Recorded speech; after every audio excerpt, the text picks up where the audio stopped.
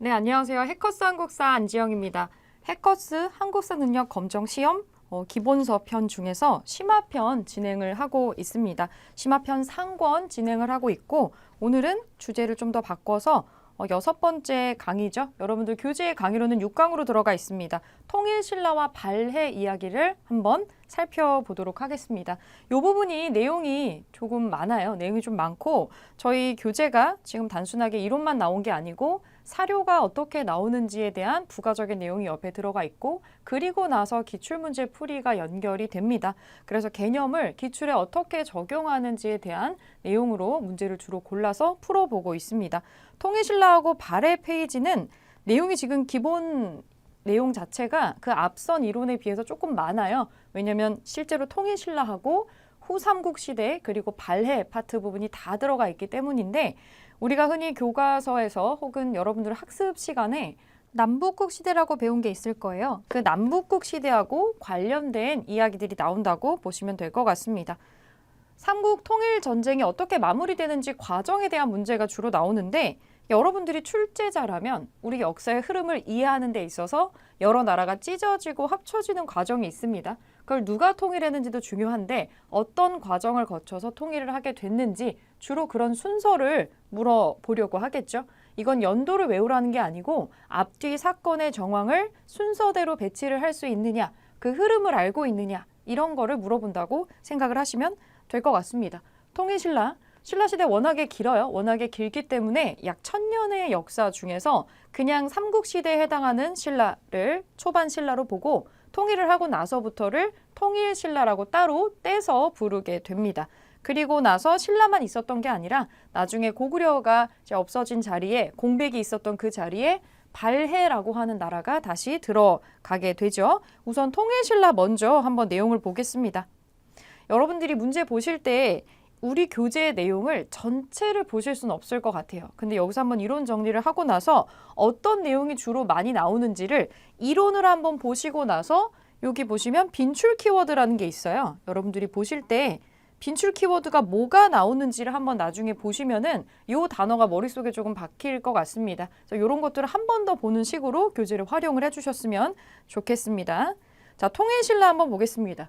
신라 삼국 통일 과정, 이 과정 순서 물어보기 좋겠죠. 실제로는 이렇게 단순하게 내용만 나온다기보다는 이거에 해당하는 사료를 가지고 와서 이게 어떤 사건을 말하는 건지를 먼저 분석을 하게 하고 그리고 배치를 하게 하는 식으로 문제가 주로 출제가 되는데 우선 이론적인 내용 먼저 보겠습니다.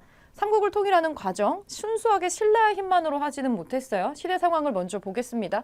고구려, 백제, 신라는 전성기가 서로 다르죠. 4세기의 백제, 5세기의 고구려, 6세기의 신라로 넘어오게 되는데 그 과정을 거치면서 엎치락 뒤치락을 반복을 하게 되고 6세기의 마지막으로 신라가 전성기가 오기는 해요. 우리 삼국시대 배울 때 진흥왕이 백제 성왕을 배신하고 한강을 다 뺏었던 거 기억을 하실 거예요. 그래서 백제가 거기서 끝난 게 아니고 그 백제 성왕 시기 이후에도 몇 번 크게 부흥할 기회가 있었는데 백제도 마지막 왕이었던 의자왕 시기에 잠깐 또 크게 일어나게 됩니다.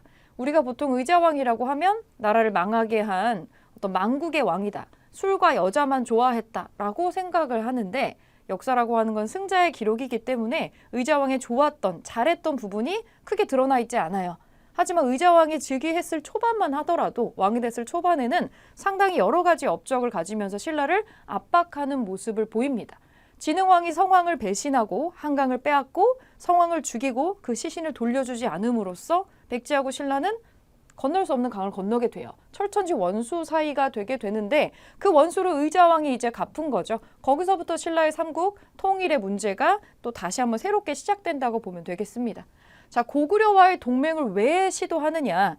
신라의 최초의 여왕이죠. 신라 최초의 여왕이기도 하고 우리 역사의 최초의 여왕입니다. 선덕 여왕 시기가 됐을 때 백제는 의자왕이 즉위를 합니다. 의자왕이 공격을 해서 그 주변에 신라와 백제 국경지대에 있는 성을 무려 40개를 빼앗게 되는데 그중에 대야성이라는 게 있습니다. 대야성.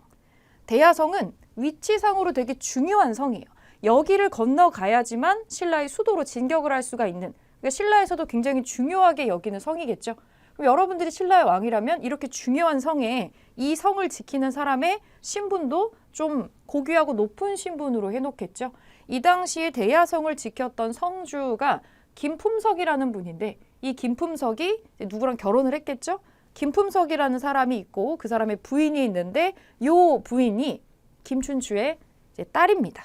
나중에 태종 무열왕이 되는 그런 식으로 좀 중요한 사람이 왕족에 해당하는 사람이 들어가 있었다라는 얘기죠. 자, 의자왕이 즉위를 하게 되면서 백제가 다시 한번 반짝 공격적으로 살아나게 되고 위기를 맞게 됩니다. 이 고구려와 동맹을 통해서 백제를 견제하려고 해요.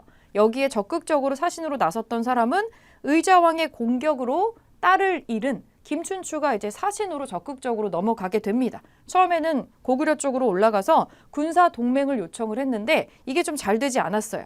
중요한 건 이게 실패했다라는 거죠. 여긴 자세히 나와 있지 않지만 이게 그냥 실패를 한 정도가 아니고 우리는 못 주겠어요. 이 정도가 아니라 사신을 청하러 왔었던 김춘추를 가둡니다. 감옥에 가두면서 오히려 신라가 차지하고 있는 일부의 땅이 원래 고구려 거였다. 내놔. 이렇게 얘기를 하는 거죠. 단순히 사신으로 갔던 사람이 국가의 땅을 주네 마네 할 수가 없잖아요. 그래서 나는 일개 사신으로 왔으니 이 영토에 가는 거는 왕이 해결해야 될 일이니까 내가 뭐 준다 만다 할 수가 없다라고 김춘추가 응대를 했을 때 여기 이제 고구려가 굉장히 불응을 하면서 가두게 되는 거죠. 겨우 탈출했어요. 겨우 탈출하고 고구려와는 동맹을 맺을 수가 없다라고 판단을 하게 됩니다. 그래서 두 번째로 선택을 했던 게 당나라입니다. 고구려하고 동맹이 됐다면 고구려하고 동맹을 맺었겠지만 고구려 동맹이 결렬됩니다. 그래서 바다 건너서 당나라 쪽으로 가서 나당 동맹이 체결이 됩니다. 요 사이에 왕이 한번 바뀌네요. 신라는 선덕여왕에 이어서 진덕여왕으로 바뀌고 있을 때고요. 김춘추가 이번에도 당나라에 건너갑니다. 고구려에 갔었던 김춘추가 이번에는 당나라로 가서 동맹을 체결을 합니다. 여기서 당나라가 왜 이 동맹을 오케이 해줬냐면 그 당나라도 그 고구려를 공격을 해서 점령을 하고 싶었지만 안 됐죠. 안시성 전투의 큰 패배 이후로 한 3년이 채 지나지 않은 시점에 이 동맹의 요청이 오는 거예요. 그래서 당나라가 생각을 하기를 어차피 외부에서 바깥쪽에서 고구려를 붕괴시킬 수가 없다면 내부의 한반도의 어떤 국가와 연합을 해서 내부에서 그리고 외부에서 이렇게 공격을 해서 고구려를 공격하는 게 낫지 않겠느냐라고 생각을 했었던 거죠. 그래서 외부의 전쟁에서 당나라가 전략을 바꾼 겁니다. 그래서 서로의 니즈가 어느 정도 맞아 떨어졌던 거죠. 뭐 엄청나게 서로 욕구가 맞아서 이렇게 했다기보다는 서로 원하는 바가 사실은 조금 달랐다라고 보여집니다. 그래서 나당 동맹이 체결이 되고요. 이 나당 동맹군으로 인해서 백제도 멸망하고 고구려도 멸망하는 순서를 가게 되는 거죠. 백제가 그 다음에 바로 멸망하는 순서로 들어오게 되는데 사실은 여러분 2번, 3번 사이에 중요한 사건이 하나 더 있기는 해요. 여러분들이 그냥 기억만 좀 해주신다면 선덕여왕, 진덕여왕 그리고 갑자기 바로 백제 멸망으로 넘어가는데 백제의 멸망을 목격한 왕은 진덕여왕이 아닙니다. 이미 요 사이에 계속 사신으로 파견돼서 갔었던 김춘추가 무열왕으로 등극을 합니다.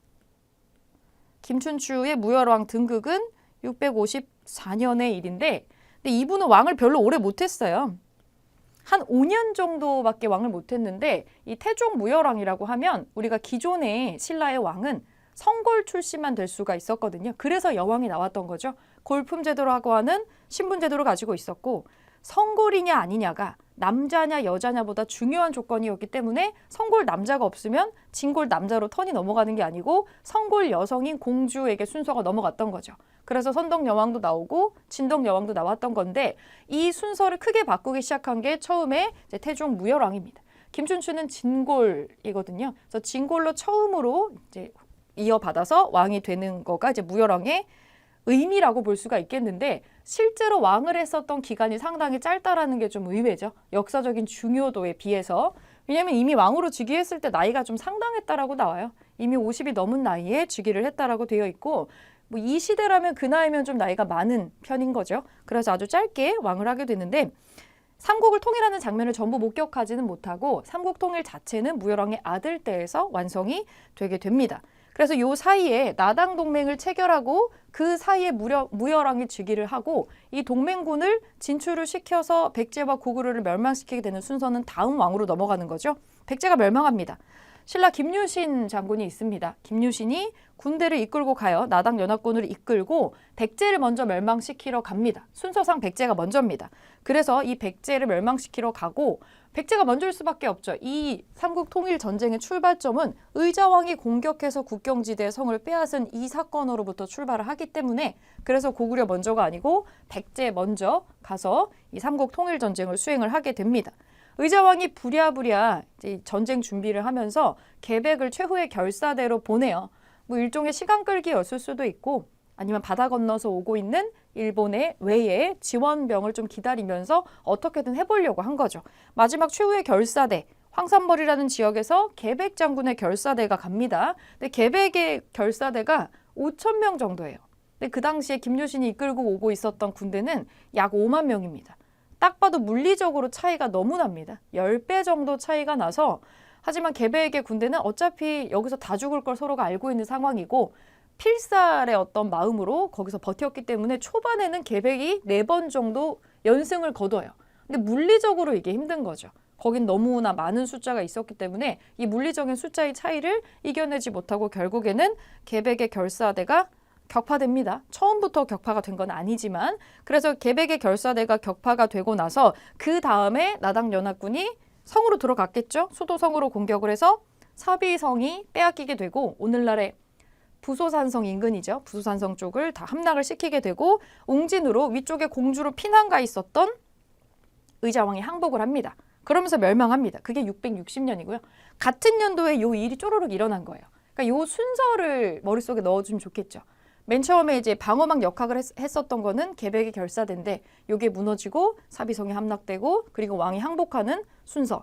그리고 나서 의자왕은 바로 죽진 않았고요. 인질로 끌려다니면서 수치와 굴욕과 모멸을 겪다가 죽음을 당하는 것 자체는 당나라에 끌려가서 사망을 했다라고 나오고 있습니다. 그리고 백제가 멸망을 하고 나서 이 정도 역사가 되는 백제라는 국가가 멸망을 하고 나면 거의 뭐 한 그래도 700년 정도 되잖아요. 바로 사람들이 우리나라가 망했구나라고 받아들이진 않겠죠. 마치 일제강점기 때 우리가 독립운동을 했던 것처럼 백제를 다시 부흥시키려는 운동이 일어나게 됩니다. 그래서 삼국이 멸망을 하고 나면 이게 바로 끝나는 게 아니고 누군가는 부흥운동을 해요. 그것까지가 다 끝나는 시점을 우리가 삼국 통일이라고 보는 거죠. 그래서 지금 백제 부흥운동이 나옵니다. 백제를 부흥시키려는 사람들이 존재를 했었고 복신과 도침이라는 사람이 주류성에서 일어났고요. 흑치상지라는 이름이 있습니다. 임존성이라는 지역에서 부흥운동이 일어났는데 이 부흥운동이 일어나고 나서 이 부흥운동을 지원하기 위해서 백제랑 친하게 지냈었던 바다 건너 외 일본의 군대가 옵니다. 그래서 이 군대하고 합심을 해가지고 최후의 부흥 전투를 했는데 그게 백강전투입니다. 그게 백강전투인데 여기서 나당 연합군한테 대격파를 당하게 되면서 부흥운동은 실패로 끝나게 되죠. 실상 663년이 이 부흥운동 백강전투에 패배하고 나서가 진정한 백제의 멸망이라고 볼 수가 있겠죠.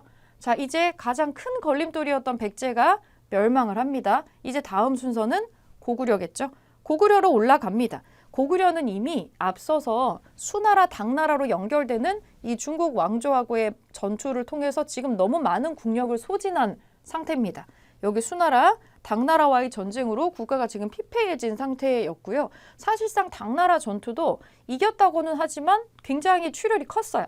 30만 대군을 다 소모한 상태였기 때문에 지금 국력이 약해지고 내부가 지금 혼란스러운 상황인데다가 연개소문이라는 막강한 지도자가 있었을 때는 괜찮았지만 이 사람이 죽고 나서 이제 그 지휘 체계에 공동이 생기는 거죠. 연개소문의 아들과 동생들 사이에서 권력 다툼이 생기게 됩니다. 지배층이 분열이 되고요. 내부가 분열되니까 외부에서 들어가기도 쉽겠죠. 결국에는 나당 연합군의 공격을 이겨내지 못하고 평양성이 함락이 되면서 멸망합니다. 연도상으로 보면은 백제가 멸망하고 나서 약 8년 정도, 10년 안쪽으로 있다가 망하는 걸로 나오고요. 바로 망했다고 봐도 무방하겠죠. 고구려도 마찬가지예요. 고구려 역사도 상당히 길기 때문에 고구려가 망했다고 해서 갑자기 지도에서 막 사라지는 건 아니고 고구려 부흥운동도 일어납니다. 건모잠이라는 사람이 안승을 왕으로 추대를 하고 여기 안승이 표시가 되어 있어요. 여러분들이 사전 정보를 알 수 없을 것 같은 내용이 지금 날개에 이렇게 자료가 나와 있습니다. 안승이 누구냐?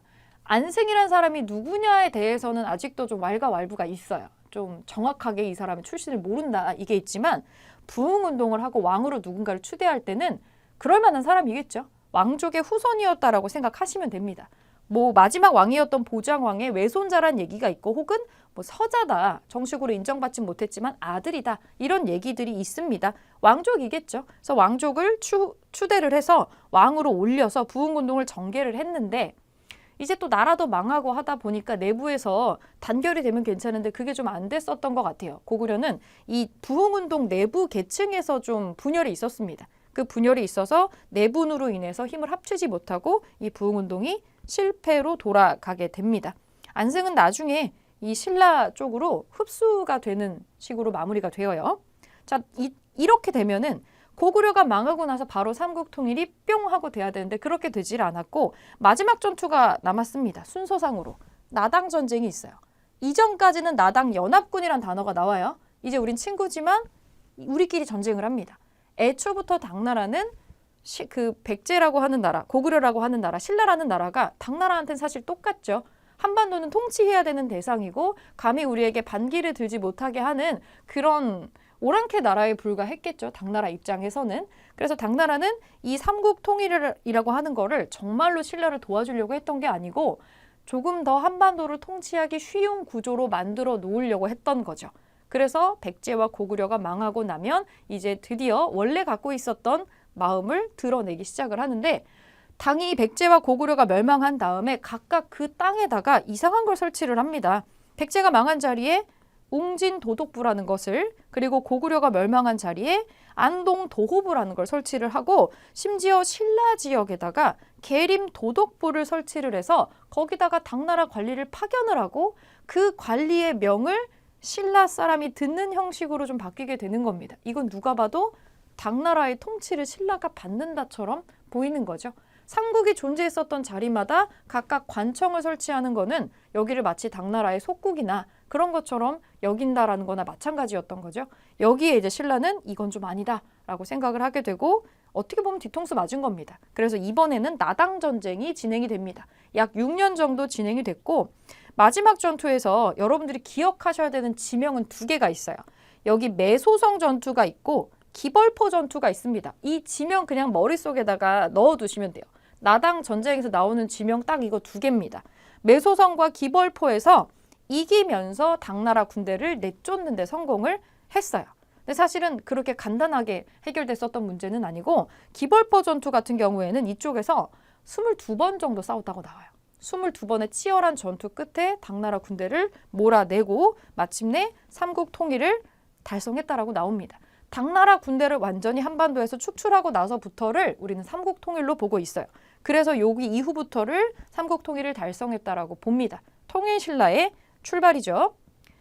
김춘추는 통일신라를 보지는 못합니다. 완전히 삼국이 되는 거는 보지는 못하고 아들이었던 문무왕이 요거를 다 통합을 하게 되는 거거든요. 고구려를 멸망시키는 거, 그러니까 백제 멸망까지는 이 무열왕이 봤지만 그 이후에 고구려를 멸망시키고 나당 전쟁을 수행하는 거는 그 아들 문무왕의 업적으로 들어갑니다. 그래서 문무왕 혹은 문무대왕이라고도 하죠. 고구려를 멸망을 시키고 나당 전쟁에서 승리를 해서 진정한 신라의 삼국 통일을 달성한 왕입니다. 이런 왕의 업적 문제로 내기 좋겠죠.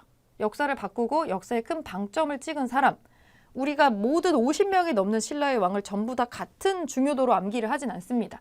뭔가 나라에 큰 변화를 일으켰던 사람 위주로 문제를 출제하게 되어 있고 통일신라 혹은 남북국이라고 하는 거를 언제부터 어느 왕 때부터 이렇게 부르느냐 그러면 통일된 신라가 이전 신라하고 뭐가 다르냐 이런 걸 문제로 내려고 할 겁니다.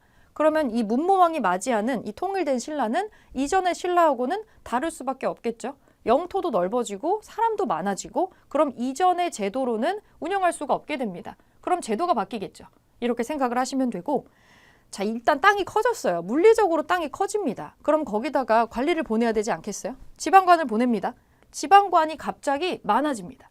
요만했었던 신라가 이만해진 거잖아요. 그러면 여기로 보내는 사람들도 많아질 텐데 일일이 왕이 다 감시를 할 수가 없을 정도로 숫자가 증폭이 되는 거죠.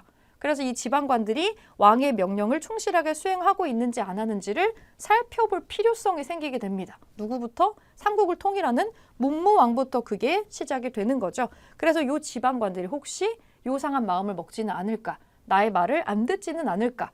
그래서 이 왕이 이 지방관들을 감시하기 위해서 뭔가를 보낼 수밖에 없어요. 그게 외사정입니다. 외사정이라는 감찰 관리를 파견을 하는데 기록이 많지 않아요. 이 외사정이 어디에 소속돼 있었고 어떤 등급을 가진 관리가 파견됐고 하는 기록은 남아있진 않지만 이런 내용을 우리가 찾아볼 수는 있다는 거죠. 그리고 상식선에서 이해가 되는 내용입니다. 지방관이 많아졌으니까 그 지방관을 감시하기 위해서 중앙에서 왕이 보내는 감찰관인 거예요. 중앙감찰관입니다. 그럼 어딘가에 소속은 되어 있었겠죠? 중앙관청 어딘가에 소속이 되어 있었을 거예요. 뒤에 나오는 관청에서 한 번 더 언급을 하도록 하고요. 이 외사정이라고 하는 감찰관이다. 땅이 넓어졌기 때문이다로 여러분들이 머릿속에서 이해를 해주시면 됩니다. 지방관이 아니라는 거예요. 상설적으로 그 지역에 있는 지방관은 아니다라고 생각해 주시면 됩니다. 이 외사정의 숫자만 해도 총 전국에 파견됐었던 숫자를 전부 세면 130명이 넘었다라고 하니까 상당한 숫자의 감찰관을 내보낸 거죠. 바꿔 말하면 지방관의 숫자는 그거보다 훨씬 많았다라고 생각을 해볼 수 있겠죠. 자, 그 다음에 등장하는 사람이 또 신문왕인데 이분도 많이 나오는 사람이죠. 아버지였던 문무대왕은 삼국을 통일하고 그 초반부를 정리하는 데 좀 몰입을 했었던 사람이에요. 영토를 물리적으로 확장하고 이제 막 확장된 영토를 다스리기 위해서 뭔가를 시도하는 과정에서 이제 사망을 하게 되고 아버지가 크게 넓혀놓은 삼국 통일의 대업을 차근차근히 행정적으로 정리해서 이끌어 나가서 크게 자리를 잡도록 만들어준 사람이 신문왕입니다. 한 일이 많겠죠. 여러분 생각을 해보세요. 신라는 귀족 사회입니다. 화백회의 기억나시나요? 만장일치? 한 명이라도 반대하면 통과되지 않는 이 어떻게 보면 귀족의 힘이 막강할 수밖에 없어요. 귀족의 한 표가 어떤 법안도 통과되지 않게 할 수가 있기 때문에 신라는 귀족 사회였고 골품제도라는 아주 폐쇄적이고 특이한 신분 제도에 운영되는 그런 프로세스를 가지고 있었는데 통일신라는 그렇게 운영되지 않습니다. 일단 영토가 넓어졌고요. 그 안쪽에 백제와 고구려인이 들어와 있는 상태입니다. 이전의 귀족적인 시스템으로는 통치가 되지 않아요. 그래서 신문왕이 하려고 한 건 왕권 강화입니다. 예전에 주먹국으로 하긴 좀 그렇지만 귀족 사회의 관습대로 처리하면 이제 안 되겠다라고 생각을 하는 거죠. 왕이 행정의 정점에 군림을 하고 행정적으로 시스템이 상식선에서 처리가 되는 거를 만들어줘야겠다라는 생각을 한 겁니다. 귀족들이 와서 쥐락펴락 하는 게 아니고 그래서 만드는 것이 왕권 강화책인데 귀족들의 입김이 너무 세니까 이 귀족의 세력을 찍어 누르기 위해서 어떤 계기가 필요했어요. 그 계기로 작용하는 게 김흠돌의 난입니다. 김흠돌의 난, 이 난을 진압하면서 반란을 진압을 하면서 귀족 세력을 엄청나게 숙청을 하고 왕권을 강화시켰어요. 피해 숙청이 있었는데 이 김흠돌이 신문왕의 장인어른이에요. 장인어른을 숙청을 한 거죠. 그래서 이 난리로 인해서 왕이 아주 강력한 의지를 가지고 귀족을 누르려고 하는구나 라는 거를 보여준 거죠. 신문왕 주기 초에 왕의 장인어른이었던 김흠돌이 일으킨 반란이다 라고 되어 있습니다. 요걸 진압하는 과정에서 얽혀있는 사람들을 다 데리고 와서 엮어서 숙청을 한 거죠. 실제로 성장할 만한 세력을 전부 눌러놨다라고 보시면 될 것 같습니다. 그리고 나서 왕권을 올린 다음에 이 왕권을 강화하기 위한 부가적인 거를 많이 하는 거예요. 이 밑에 있는 건 사실은 목적이 다 똑같습니다. 왕권 강화예요. 토지제도 정비해야겠죠. 관료전이 뭐냐면 이거는 일한 만큼 받는 월급이에요. 우리도 공무원들이 나라에서 월급을 받잖아요. 그런 월급입니다. 관료전이라고 하는 거를 지급을 하고 기존에 대대로 물려줄 수 있었던 대단한 특권을 누릴 수 있었던 노급이라고 하는 땅을 폐지를 하고 너 일한 만큼 요만큼 받아 라고 하는 월급에 해당하는 거를 지급을 하는 게 관료전입니다. 노급을 폐지하면은 귀족들의 경제적인 기반이 무너져 내려요. 여기에 이 노급에 딸려 있었던 사람들에게 노동력도 징발할 수 있고 여기를 막 자기가 왕처럼 군림할 수 있는 땅이거든요. 요걸 없앤 거니까 이걸 없애서 경제적인 기반을 누르면서 왕권을 또 올리게 됩니다. 여러분들이 생각하시는 거면 노급을 폐지하면 왕권이 올라갑니다. 그럼 노급을 부활했으면 다시 귀족들의 힘이 세졌다라고 이해를 하실 수 있겠죠. 그리고 통치체제 정비해야겠죠. 아버지가 땅을 넓혀놨어요. 땅이 넓어집니다. 이전의 행정구역으로는 통치를 할 수가 없어요. 그래서 전체를 9개의 주로 나눕니다. 이 구주라고 하는 게 통일신라의 힌트 선지로 많이 나오니까 구주 오소경 나오면 땅이 넓어졌잖아. 이거 통일신라구나. 이렇게 기억해 주시면 돼요. 지방의 조직을, 넓어진 조직을 지금 정리하고 있고요. 군대 가는 거 정리해야겠죠. 이제 신라 사람 말고도 고구려 백제 사람들이 들어와 있기 때문에 중앙군대도 좀 커져야 되고 지방군도 커져야 돼요. 그래서 구서당이라는 중앙의 핵심 군대가 있고 지방군대로 십정을 둡니다. 이제 국경지대에 하나 더 둬서 십정이라고 들어가는데 군사제도가 완비가 이렇게 되고 또 이제 인재를 뽑아야 되잖아요. 통일을 했으니까. 국학이라고 하는 학교를 설립을 해서 이게 좀 한계점이죠. 귀족자제를 대상으로 유학교육을 실시한다. 아직도 신분의 한계가 완전히 없어지진 않았습니다. 국학이라고 하는 학교가 있다. 요거는 선지에서 나중에 통일신라랑 많이 대비가 되는 발해의 학교하고 많이 헷갈리게 나올 수 있으니까 이 국학이라는 곳은 통일신라의 교육에 해당하는 거다라고 여러분 기억해 주시고 그리고 가문사가 문화유산 파트에서도 종종 나와요. 지금도 가문사 지가 남아있죠. 사찰은 없어졌지만 그 독특한 구조를 찾아볼 수 있는 가문사지가 남아 있습니다. 탑과 같이 남아있죠. 문무왕 때부터 짓기 시작했었던 가문사라는 사찰이 여기에 완공되었다라고 되어 있는데 은혜에 감사한다라는 사찰이거든요. 여기 옆에 날개 설명을 보면 문무왕이 부처의 힘으로 자꾸 우리나라에 들어오는 그 왜고들, 왜의 침략을 막기 위해서 짓기 시작했는데 문무왕 때 완성되지를 못하고 그 아들인 신문왕이 완성을 합니다. 그래서 이 이름을 지을 때 아버지의 은혜에 감사한다라는 뜻으로 가문사라고 지었다라고 하고 문무왕이 죽을 때 유언으로 나 무덤 육지에 쓰지 말고 나는 죽어서 동해바다를 지키는 동해바다를 넘어오는 외적을 내가 막는 용이 되겠다. 그래서 나는 바다에다가 장사를 지내라 라고 유언을 남겼다라고 해요. 그래서 실제로 문무대왕의 릉이 육지에 없죠. 지금도 관광지로 많이 각광을 받고 있는데 저기 문무대왕 릉이라고 바닷가가 있죠.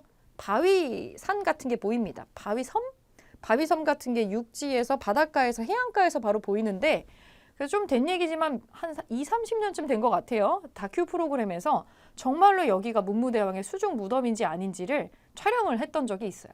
근데 인공적으로 뭔가를 했던 흔적을 찾긴 했지만 뭐 이렇게 부장품이 나온다거나 아무래도 바닷물이 왔다 갔다 하니까 쉽지 않겠죠. 그런 게 나오진 않았지만 그냥 자연스럽게 만들어진 돌섬이 아니고 그 돌섬의 가운데가 뭔가 이렇게 다듬은 흔적이 나오기는 했어요. 그러니까 실제로 뼈가루를 뿌렸다면 여기일 수도 있다라는 거를 그 다큐에서 증명을 탐사 프로그램이었죠. 좀 증명을 했었던 건데 그때 이제 거기서 멀지 않은 곳에 가문사가 있고 그 여기를 만들 때 가문사의 법당을 만들 때 아버지가 이제 동해에 용왕이 됐으니까 용이 되었으니까 가문사의 아버지가 와서 들락날락할 수 있게 그 밑에 통로를 용이 지나갈 수 있게 이렇게 굴처럼 만들었다라고 돼 있어요. 그래서 지금도 가문사지에 가면 법당 밑에 초석이 석축이 남아 있는데 여기가 실제로 굴처럼 이렇게 되어 있습니다. 꼬불꼬불 뭐가 이제 통과할 수 있을 정도로 실제로 용이 드나들었다라고 얘기를 할 수는 없겠지만 그거를 염두에 두고 실제로 건축에 반영을 했다라는 거를 볼 수가 있는 부분인 거죠.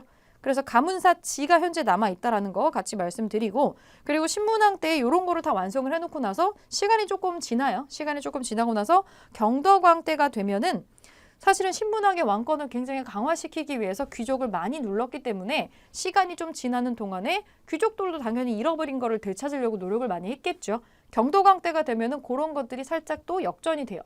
다시 노급을 부활시키기도 하고 그런 것들이 좀 나오게 됩니다.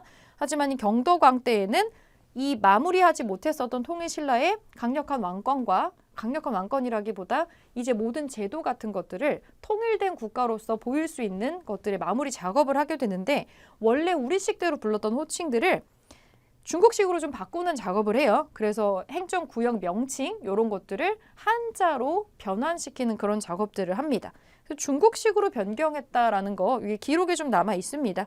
그리고 여기서 나오는 중요한 거는 지금 경주에 가면 유명한 유네스코 유적지 중에 하나죠. 불국사하고 석굴암이 이때부터 창건이 되었다라고 보여집니다. 그래서 경주의 가장 큰 신라의 가장 크고 오래된 문화유산 중에 하나이기 때문에 불교 국가로서의 면모가 여기에 좀 보인다라는 거 불국사 석굴암까지 기억을 좀 해주시면 좋겠고 자, 기출 어떻게 나오냐면 지금 우리가 봤었던 내용이 단순하게 삼국을 통일한 순서를 뭐 골라라 이렇게만 나오는 게 아니고 그거를 볼 수 있는 사료가 같이 나와요. 이렇게 줄글로 나올 때도 있고 뭐 이렇게 연표를 던져줄 때도 있습니다. 실제 기출된 거를 한번 볼 텐데 신라의 삼국통일 과정 나올 수밖에 없겠죠. 기출 팁은 순서를 물어볼 수 있는 사료를 가지고 와서 배치를 할 수 있게 하는 게 제일 고난이도 문제로 나옵니다. 나당 동맹을 어떻게 체결했고 그리고 무슨 전투를 마지막으로 통일이 됐느냐 그런 부분이 나오게 됐는데 당나라에 파견돼 있었던 김춘추가 귀국했다. 태종의 군사적인 지원을 이끌어내는 성과 나당 연합을 했다는 얘기죠. 이 자료를 분석하는 것처럼 여러분들이 왼쪽에 있는 내용을 봤을 때 오른쪽의 자료 분석처럼 이거 나당 연합을 체결한 순간의 얘기구나 라고 이 시기를 파악해 주시면 되는 거죠. 그리고 기벌포 이 부분의 사료가 기벌포 전투에서 많이 나오는데 기벌포라는 지명이 결정적인 힌트기도 하고 여기 소부리주라고 되어 있어요. 소부리주는 사비, 오늘날의 부여입니다. 부여. 이 사비 지역에 백제가 망하고 나서 신라가 설치한 지명의 이름입니다.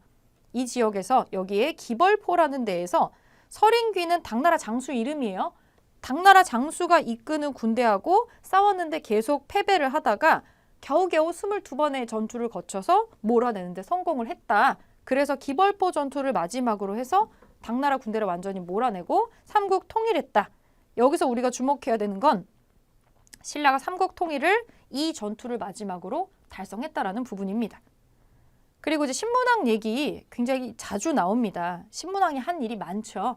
상식선에서 생각하시면 돼요. 아버지가 영토를 크게 넓혀놨고 마침내 수건 사업이었던 삼국 통일을 완성을 합니다.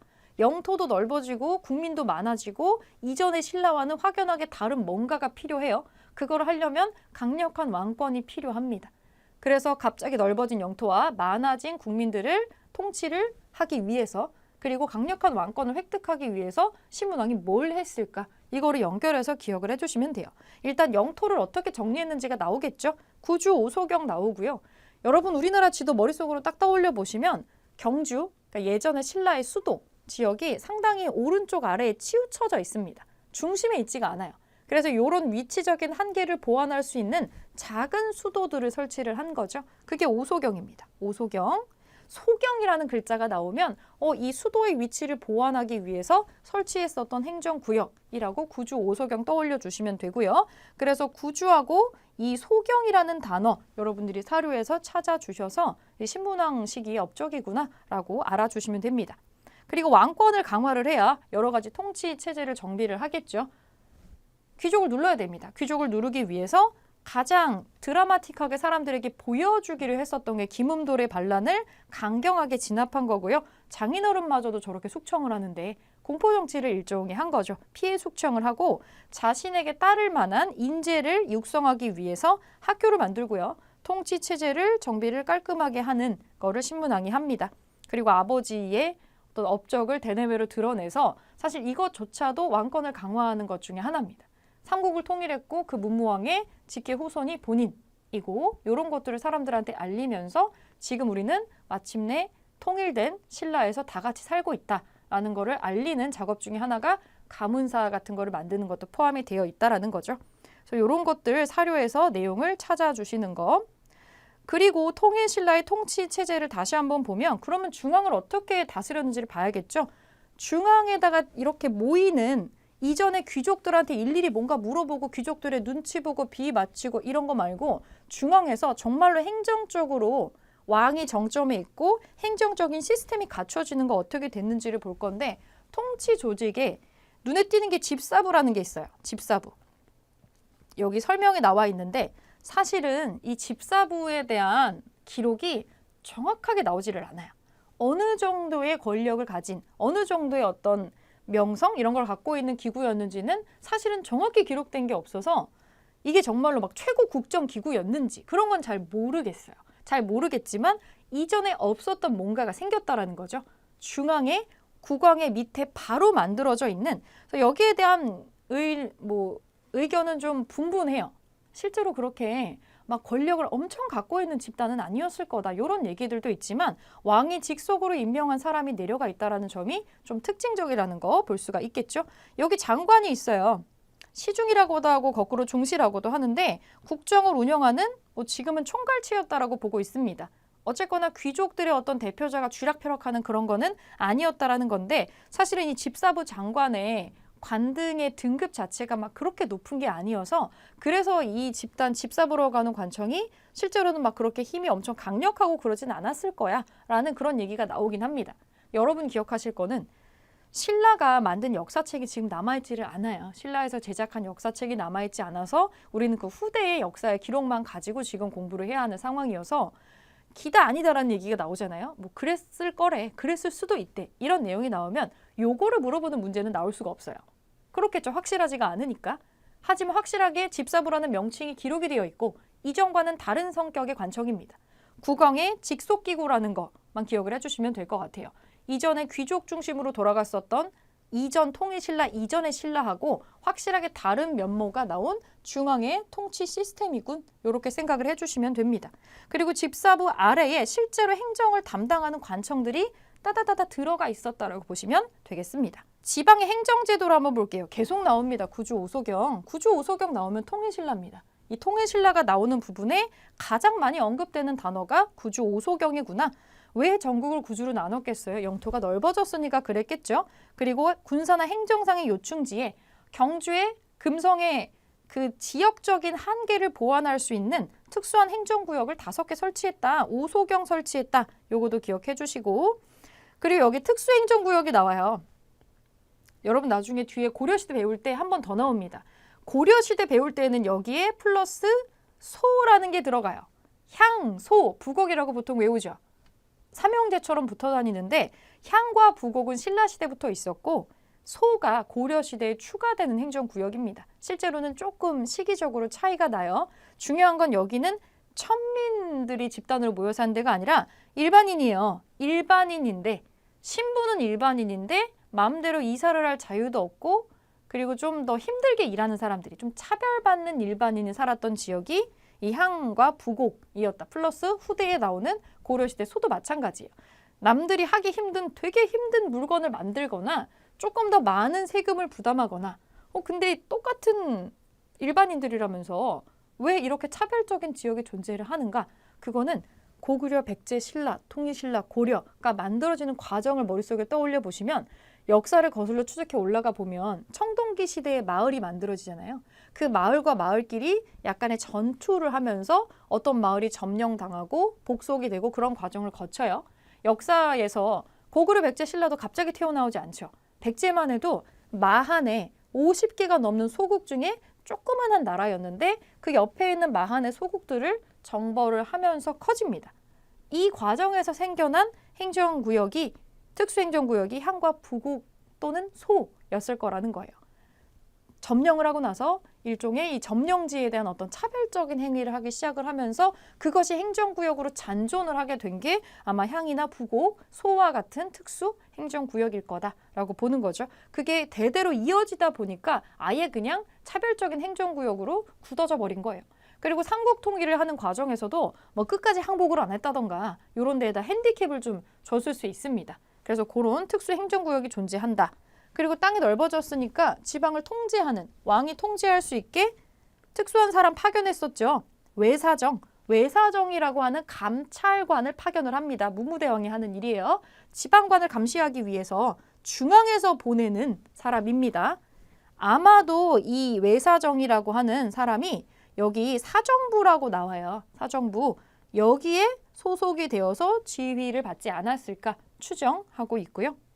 그리고 상수리 제도라는 게 있어요. 지방에 아주 대대로 오랫동안 거기서 살고 있었던 향리 세력들이 있습니다. 일정 부분, 일정 기간을 중앙에 와서 무조건 머물게 하는 거예요. 저기 원래 고향이 전라도 어딘데 1년 중에 한 달 정도는 반드시 서울에서 살아라. 일종의 인질이죠. 만약에 허튼 짓을 하면 여기서 영원히 인질해서 못 나간다, 죽인다, 약간 이런 거랑 똑같습니다. 인질 제도죠. 일정 기간 수도에 머무르게 하면서 감시를 하는 겁니다. 이 사람으로 경고를 하는 거에 가깝습니다. 상소리 제도라는 게 있었어요. 군사제도 바뀌겠죠. 사람이 많아졌으니까. 여기 민족 융합 정책이라고 나옵니다. 고구려, 백제, 신라 사람들을 전부 섞어서 군대를 재편해요. 고구려, 백제, 심지어 말갈인까지 포함이 됩니다. 왜냐하면 고구려 영토에 일반인들이 상당수가 말갈인이었기 때문에 굉장히 어떻게 보면 다국적군인데 이제 다국적군 아니죠. 우리는 모두가 통일신라의 바구니 안에 들어가 있는 사람들입니다. 그리고 지방군대로 뭐 십정이라는 군대가 있고요. 국경지대에 한 주를 더 배치했다라고 나옵니다. 위험하니까. 그래서 구서당 9정이 아니라 구서당 10정으로 지방을 조금 더 국경지대를 조금 하나 더 포함시켜서 이렇게 운영이 된다. 구주 5서경 구서당 10정, 요거 좀 헷갈리는 개념이지만 통일신라에 나오는 이 숫자와 관련된 시스템들 기억해 주시면 편할 겁니다. 그리고 단독 문제가 아니라 선지에 정말 많이 나오죠. 독서상품과. 이 통일신라 원성왕이라는 사람 때에 독서상품과를 설치를 해서 유교 경전을 얼마나 많이 읽고 이해했느냐, 요거를 관리를 뽑는데 참고사항으로 쓰기 시작을 합니다. 이렇게 남쪽에서 통일신라가 부지런히 발전하고 있을 때 그 위쪽 동네에는 발해라고 하는 새로운 나라가 등장을 하게 되고, 고구려가 완전히 망하고 나면 그 고구려 유민들이 있어요. 이쪽에 땅을 잃고 떠돌아다니는 사람들이죠. 디아스포라인데 이 고구려 유민들을 20만 명이 넘게 이 당나라에서 끌고 갔었어요. 노예처럼 부렸다라고 보시면 될 것 같은데, 사실은 고구려가 망하고 나서 고구려 영토하고 당나라하고 국경을 대고 있긴 한데, 고구려가 완전히 망하고 나면은 고구려가 차지하고 있었던 그 영토가 약간 힘의 공백이 돼요. 거기를 누가 막 이렇게 카리스마 있게 이렇게 딱 끌고 가서 당나라가 막 이렇게 차지하지도 못하고, 그냥 누군가 확실한 지배층이 없는 상태에서 공백기를 일종의 갖게 됩니다.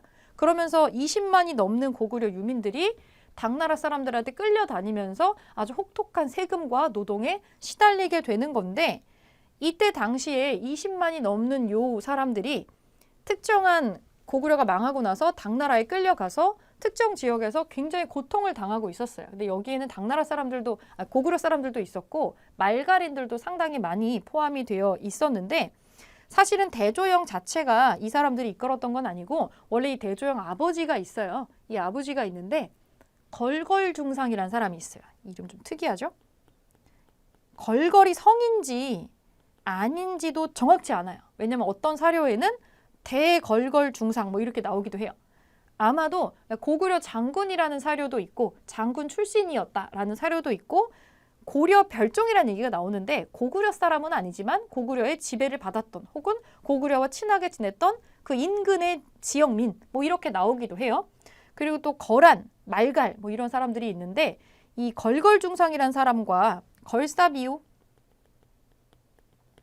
말갈족 추장이 있어요. 같이 연합을 해서 당나라의 폭정에 맞서 싸워가지고 일종의 봉기를 일으키게 됐는데, 그 봉기하면서 전투하는 도중에 걸사비우가 죽어요. 걸사비우가 사망을 하게 되고, 이 걸사비우가 이끌었던 사람들을 걸걸중상이 포함시켜서 고구려 유민들하고 같이 묶어서 이제 당나라의 추격을 피해서 도주를 하게 됩니다. 이때 당나라를 다스리고 있었던 사람은 측천무후 시기로 보여집니다. 그래서 도망을 치는데 측천무후가 처음에는 이 고구려 유민 집단들을 포섭을 하기 위해서 너희들에게 직급을 주겠다. 직급을 주고 땅도 줄게. 그냥 다시 당나라로 돌아와. 라고 했는데 거절을 한 거죠. 그래서 추격대를 보냈는데 그 추격대를 무찌르고 만주의 지린성, 길림성이에요. 이쪽까지 가서 결국에 개국을 하게 됩니다. 이때는 걸사비우는 사망을 하고 대부분의 사람들이 고구려 사람 중심으로 통합이 되어 있는 상황이에요. 아버지를 대신해서 그 아들 조영, 대조영이 고구려 유민들과 이 말갈 부족의 대부분을 이끌고 와서 동모산 일대에다가 나라를 세웠다라고 되어 있습니다. 이게 발해입니다.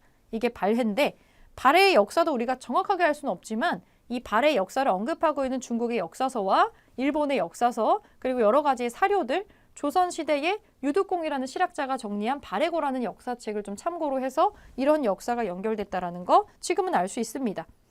대조영은 고왕이라고 불립니다. 개국한 1대 조왕이 되겠고요. 개국시조죠. 개국시조고, 두 번째로 무왕이라는 사람이 있는데, 여러분 여기 문 이렇게 나오잖아요. 무와 문이라는 글자가 갖는 분위기라는 게 있죠. 무왕이라면 뭔가 전쟁에 좀 특화된 사람이었을 거고, 문왕이라고 하면 전쟁보다는 다른 거를 융성하게 일으켰다. 조금 온화한 정책을 펼쳤겠구나. 이렇게 짐작을 할 수 있는 글자가 들어가 있습니다. 무왕은 영토를 굉장히 넓게 확장을 합니다. 영토를 굉장히 넓게 확장을 해서 그냥 북쪽의 만주 일대 전체를 되게 발해 영토를 크게 만들어 놓는데 영향을 많이 끼쳤던 사람이고요. 당나라한테 아주 강경한 정책을 폈었던 사람이에요. 그리고 좀 재미있는 것은 동생과 상당한 트러블을 겪어요. 대무예의 동생이 대문예라는 사람이 있는데, 이 대문예가 그 형의 의사를 좀 거스르고 나중에 당나라에 투항을 하게 됩니다.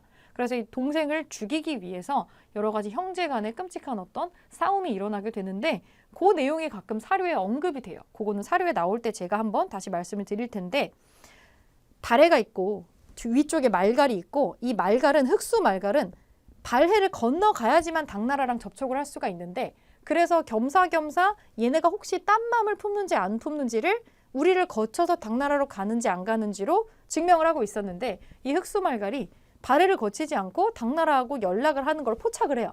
이게 이 무왕의 생각에는 얘네가 언젠가 당나라랑 손잡고 우리 뒤통수 치려고 하는구나 이런 생각으로 들려서 걔네가 먼저 그런 짓 하기 전에 한번 혼을 내줘야겠다. 그래서 이 동생을 보내서 흑수 말갈을 치려고 합니다. 흑수 말갈을 치려고 했는데 동생이 말을 듣지 않아요. 지금 흑수 말갈을 치는 거는 흑수 말갈이랑 친구로 지내고 있는 당나라의 심기까지 거슬리는 거게 돼서 전쟁이 너무 커진다. 그 옛날 고구려도 당나라랑 전쟁하다가 쫄딱 군대를 다 잃지 않았냐? 그 꼴이 날 수가 있으니까 이거 한 번 더 생각을 해봐라.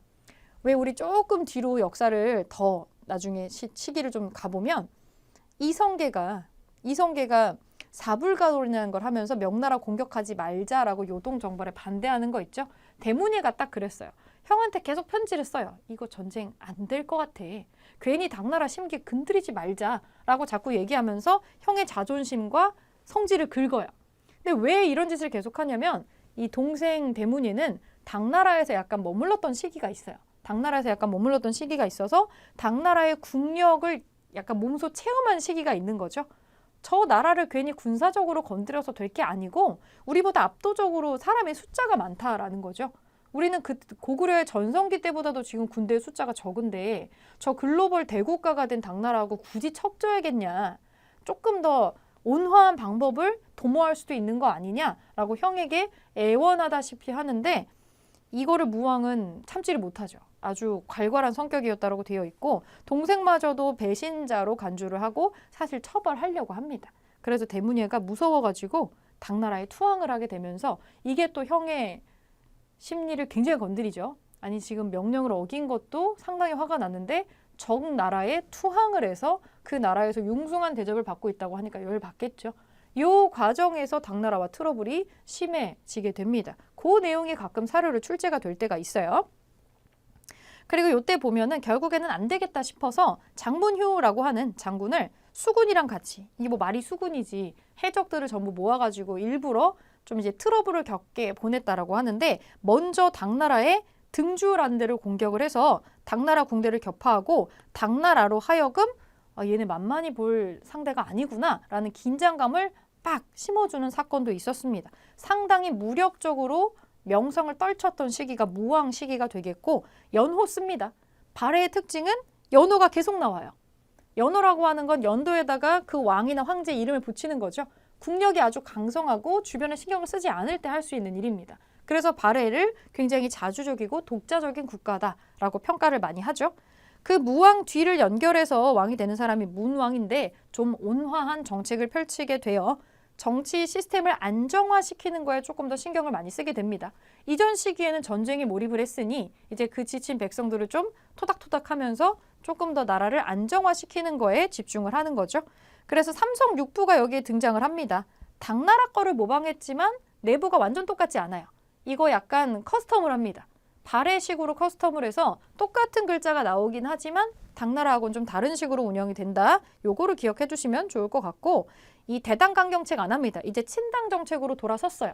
싸우지 말고 우리 서로 윈윈합시다. 그 정책을 해서 서로 문무를 교류하는 길을 다시 트고 문화 발전에 통치체제에 플러스 알파하는 거에 조금 더 집중을 합니다. 그래서 여기서는 당나라랑 친선 관계입니다. 이전 시기하고 조금 다르고요. 여기도 마찬가지로 대흥과 보력이라고 하는 독자적인 연호가 또 등장을 하게 돼요. 그리고 마지막에 선왕이 나오는데 이 선왕 때 최고 전성기를 누렸다고 보시면 됩니다. 영토도 넓어지고 체제도 정비되고 마지막은 이제 피날레를 장식을 해야겠죠. 고구려 옛날 땅의 대부분을 되찾기도 했고요. 그래서 중국으로부터 이 호칭으로 불립니다. 이 단어가 나오면 무조건 발해다라고 보면 되겠죠. 저기 동쪽에 바다 건너쪽에 굉장히 크게 융성한 나라가 있어. 그래서 해동 성국이라는 호칭으로 불리게 됩니다. 바다 동쪽의 융성한 나라라는 굉장히 극찬에 가까운 표현이죠. 영토가 굉장히 넓어지게 됩니다. 영토가 굉장히 넓어져서 이 전체를 수도를 보완하기 위해서 5개의 수도를 둡니다. 오경, 그리고 15부라고 하는 전체의 영토를 나누고 62주로 지방을 잘게 자릅니다. 전성기 발해 영토 엄청나게 큽니다. 발해가 갑자기 멸망하지 않았다면, 그래서 그 영토가 그대로 우리 쪽으로 이어져 내려왔다면 지금의 우리 영토는 영토뿐만이 아니라 국제적으로도 상당한 지위를 가진 나라로 성장할 수가 있었겠죠. 그 발해 영토 안에 지금 현재 남한을 몇십 개에 가깝게 넣을 수 있어요. 남한만의 크기라고 본다면. 굉장히 넓은 땅이 되겠습니다. 그래서 물리적인 크기로 혹은 주변에 알려져 있는 명성의 크기로도 상당히 거대한 나라로 등장하게 되었다. 이런 거 볼 수가 있겠고, 기출은 어떻게 나오느냐? 통치 시스템에 대해서 이런 거가 나와요. 집사부라는 거 많이 나옵니다. 집사부가 나오면 이거 통일신라에 새롭게 등장한 중앙에서 뭔가 왕의 명령을 받아가지고 만들어진 행정적인 관청, 요거 집사부라는 호칭에서 그거 찾아주시면 되시고, 국왕의 직속기구가 생겼다라는 게 의미가 있습니다. 그 이전까지는 귀족의 어떤 시스템으로 많이 이제 휘둘리게 되었다면 이제는 왕이 뭔가를 하는 시스템이 정식으로 이 통치 체제 안에 들어왔다라는 거, 그런 거 볼 수가 있고, 감찰기구가 있다. 사정부, 관리가 많아지니까 당연히 왕이 감시를 해야겠죠. 그래서 사정부라는 중앙관청이 있었습니다. 이 중앙관청에서 지방에다가 파견하는 감시관들, 돌아다니면서 왕의 명령을 수행하는 요 감시관들이 아마도 외사정이었을 거다 라고 이렇게 설명하는 문제집도 있고 이 사료들도 있어요. 요거 참고로 알아두시고, 중앙의 교육기관으로 국학이 있었다. 이런 것들 나옵니다. 그리고 독서상품과, 이거는 독서라는 글자가 바로 책이 연상되기 때문에 여러분들 머릿속에 어렵지 않게 떠오를 거예요. 보통 이렇게 외우죠. 책 읽기 싫은데 책 막 읽으라고 시키면 되게 싫겠죠. 그래서 책을 억지로 읽으라고 시키면 사람들이 되게 원성이 자자하다. 그래서 원성왕이다. 옛날에 이렇게 외우기도 했어요. 요건 선지에 자주 나오는 거니까 그냥 한번 가볍게 읽어주시고, 발해 내용 많이 나옵니다. 물론 지금 예전만큼 많이 나오진 않는데 우리가 중국이랑도 역사 분쟁이 끝나지 않았죠. 동북공정이라고 하는 것도 있고, 가장 최근의 논쟁이라면 김치 논쟁, 파오차이, 김치는 원래 중국의 파오차이라는 음식이다. 이런 걸로 굉장히 논란이 많이 됐었는데, 아리랑이 소수민족의 노래다. 한복이 소수민족의 전통 의상이다. 그 소수민족은 중국의 역사니까 이거 다 중국사다. 이런 식으로도 많이 나오는데 아직도 이 역사 분쟁이 끊이질 않고 있어요. 그래서 우리도 이 역사가 옛날부터 우리에 포함된 역사였다라는 걸 끊임없이 증명하고 있는데, 그러기 위해서는 발해가 왜 한국의 역사 속에 연결성을 갖고 있는지를 증명해야 합니다. 그래서 발해 역사를 되게 중요하게 다루고 있죠. 발해가 고구려를 계승한 국가다라는 거를 보여주는 것들 많이 언급이 되기도 합니다. 그래서 역사적으로 나와 있는 거, 우리가 알고 있는 왕도 세웠던 대조영과 무왕, 문왕, 선왕 요렇게밖에 없긴 하거든요. 사실 숫자가 많지 않기 때문에 여러분들이 기억하기 어렵지는 않을 겁니다. 최근에 좀 이색적인 사료로 나왔었던 게 이 형제 간의 다툼에 관련된 내용이었는데, 그 무왕 있죠? 대무예 그리고 대문예, 이 둘이 형제예요. 대당 강경책을 하는데 친동생이 이 대당 강경책에 반대를 하는 바람에 형제 간의 다툼이 일어나게 됩니다. 그래서 여기 보여요. 이 자료 분석을 보면 당나라가 흑수 말갈이랑 친하게 지내려고 하니까, 그러니까 지도로 봤을 때 이렇게 생겼어요. 당나라가 여기에 있고 여기에 발해가 있으면 흑수 말갈이 여기, 제가 그림을 조금 이렇게 그렸는데 이렇게 되어 있어요. 그러니까 발해를 통과하지 않으면 당나라로 갈 수가 없습니다.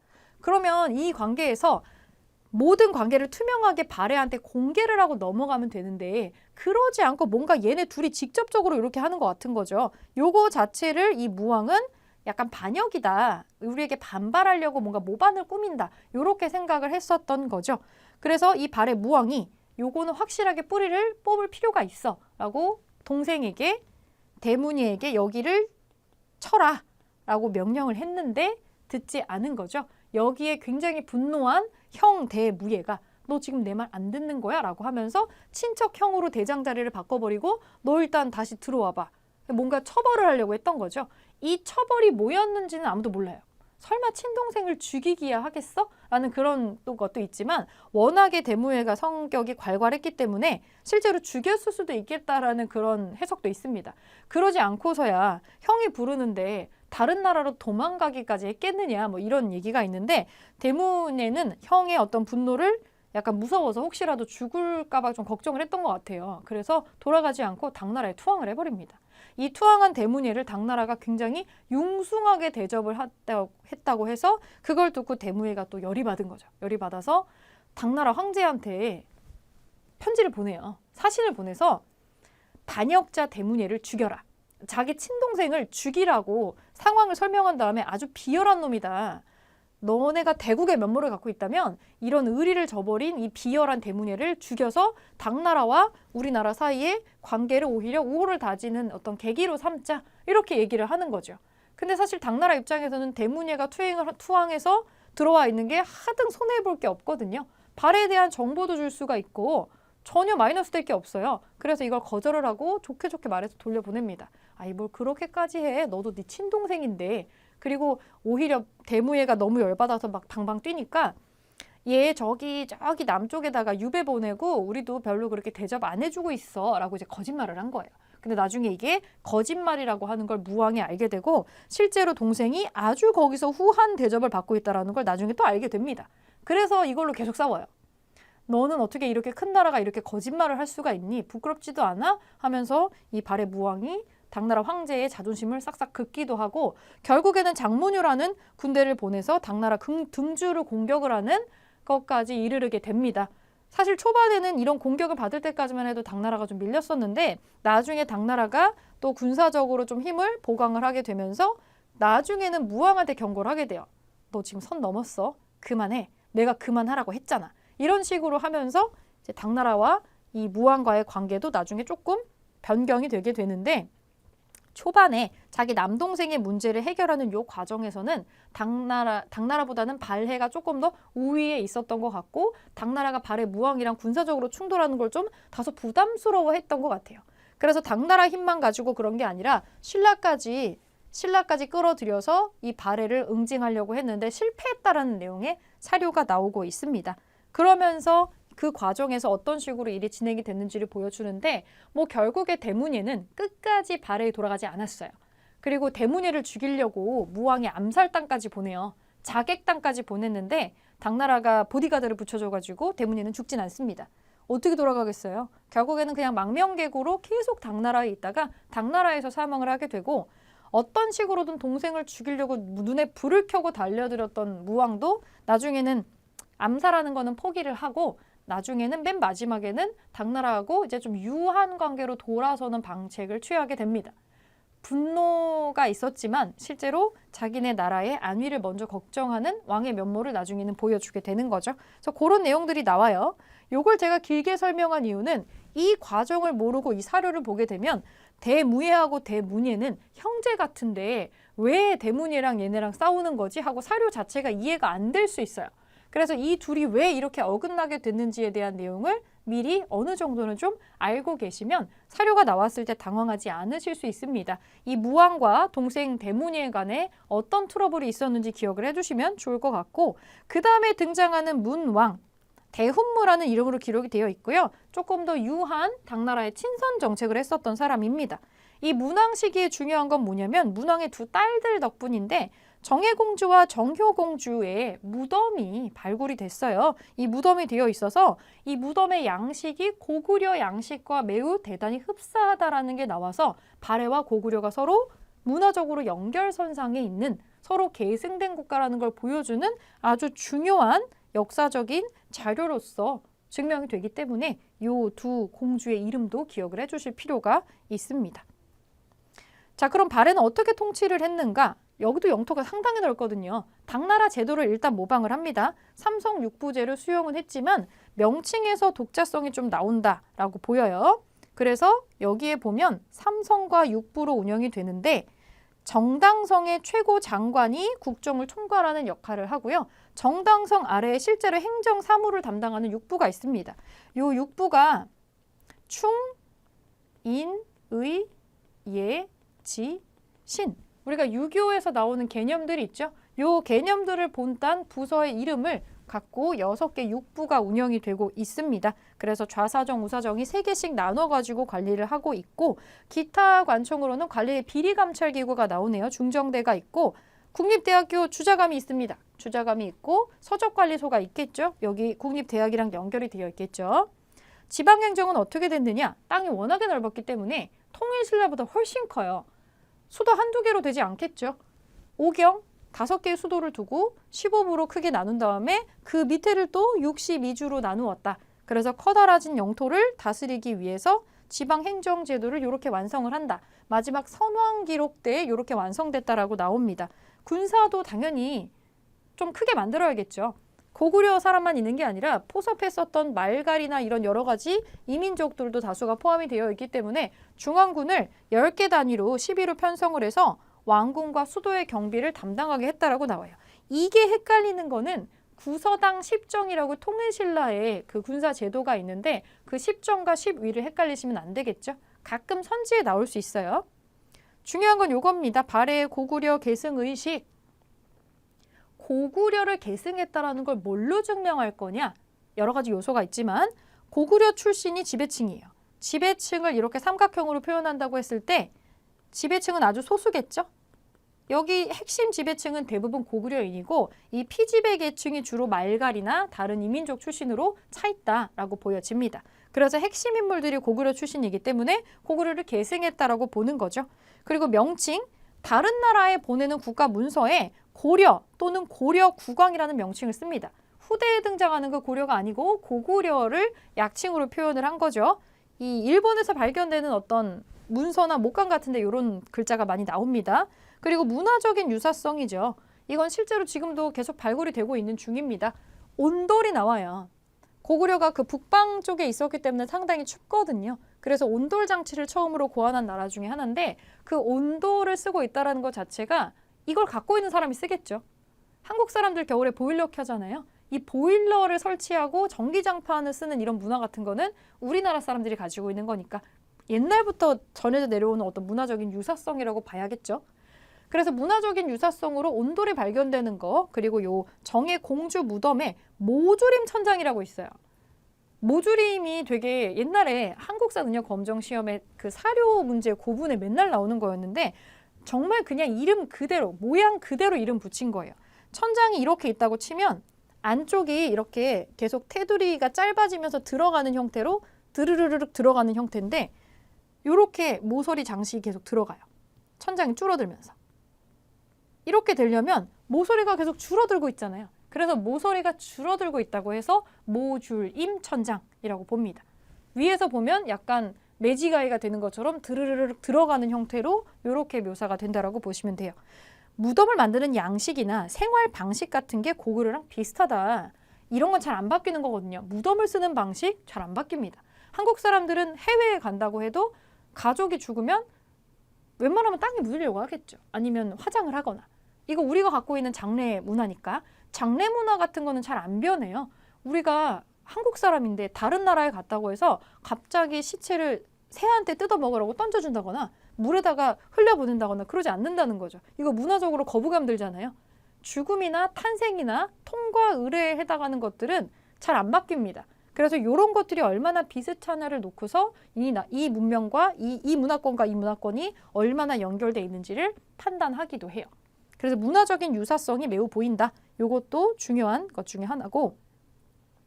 자, 그러면 통일신라로 다시 내려가 볼게요. 통일신라가 한 덩어리로 뭉쳐 있다가 다시 혼란스러워지거든요. 정치가 혼란되는 시기가 옵니다. 언제부터 이렇게 되냐면 통일신라가 안정적으로 운영이 되다가 너무 어린 나이로 왕위에 오르는 사람이 등장을 하게 되면서 그렇다면 나도 하는 생각을 갖고 있는 귀족들이 난립을 하게 된다라는 거예요. 그 스타트가 해공왕입니다. 해공왕. 해공왕은 앞서 경덕왕이라는 사람이 있었죠. 경덕왕의 아들인데 8살 때 왕이 돼요.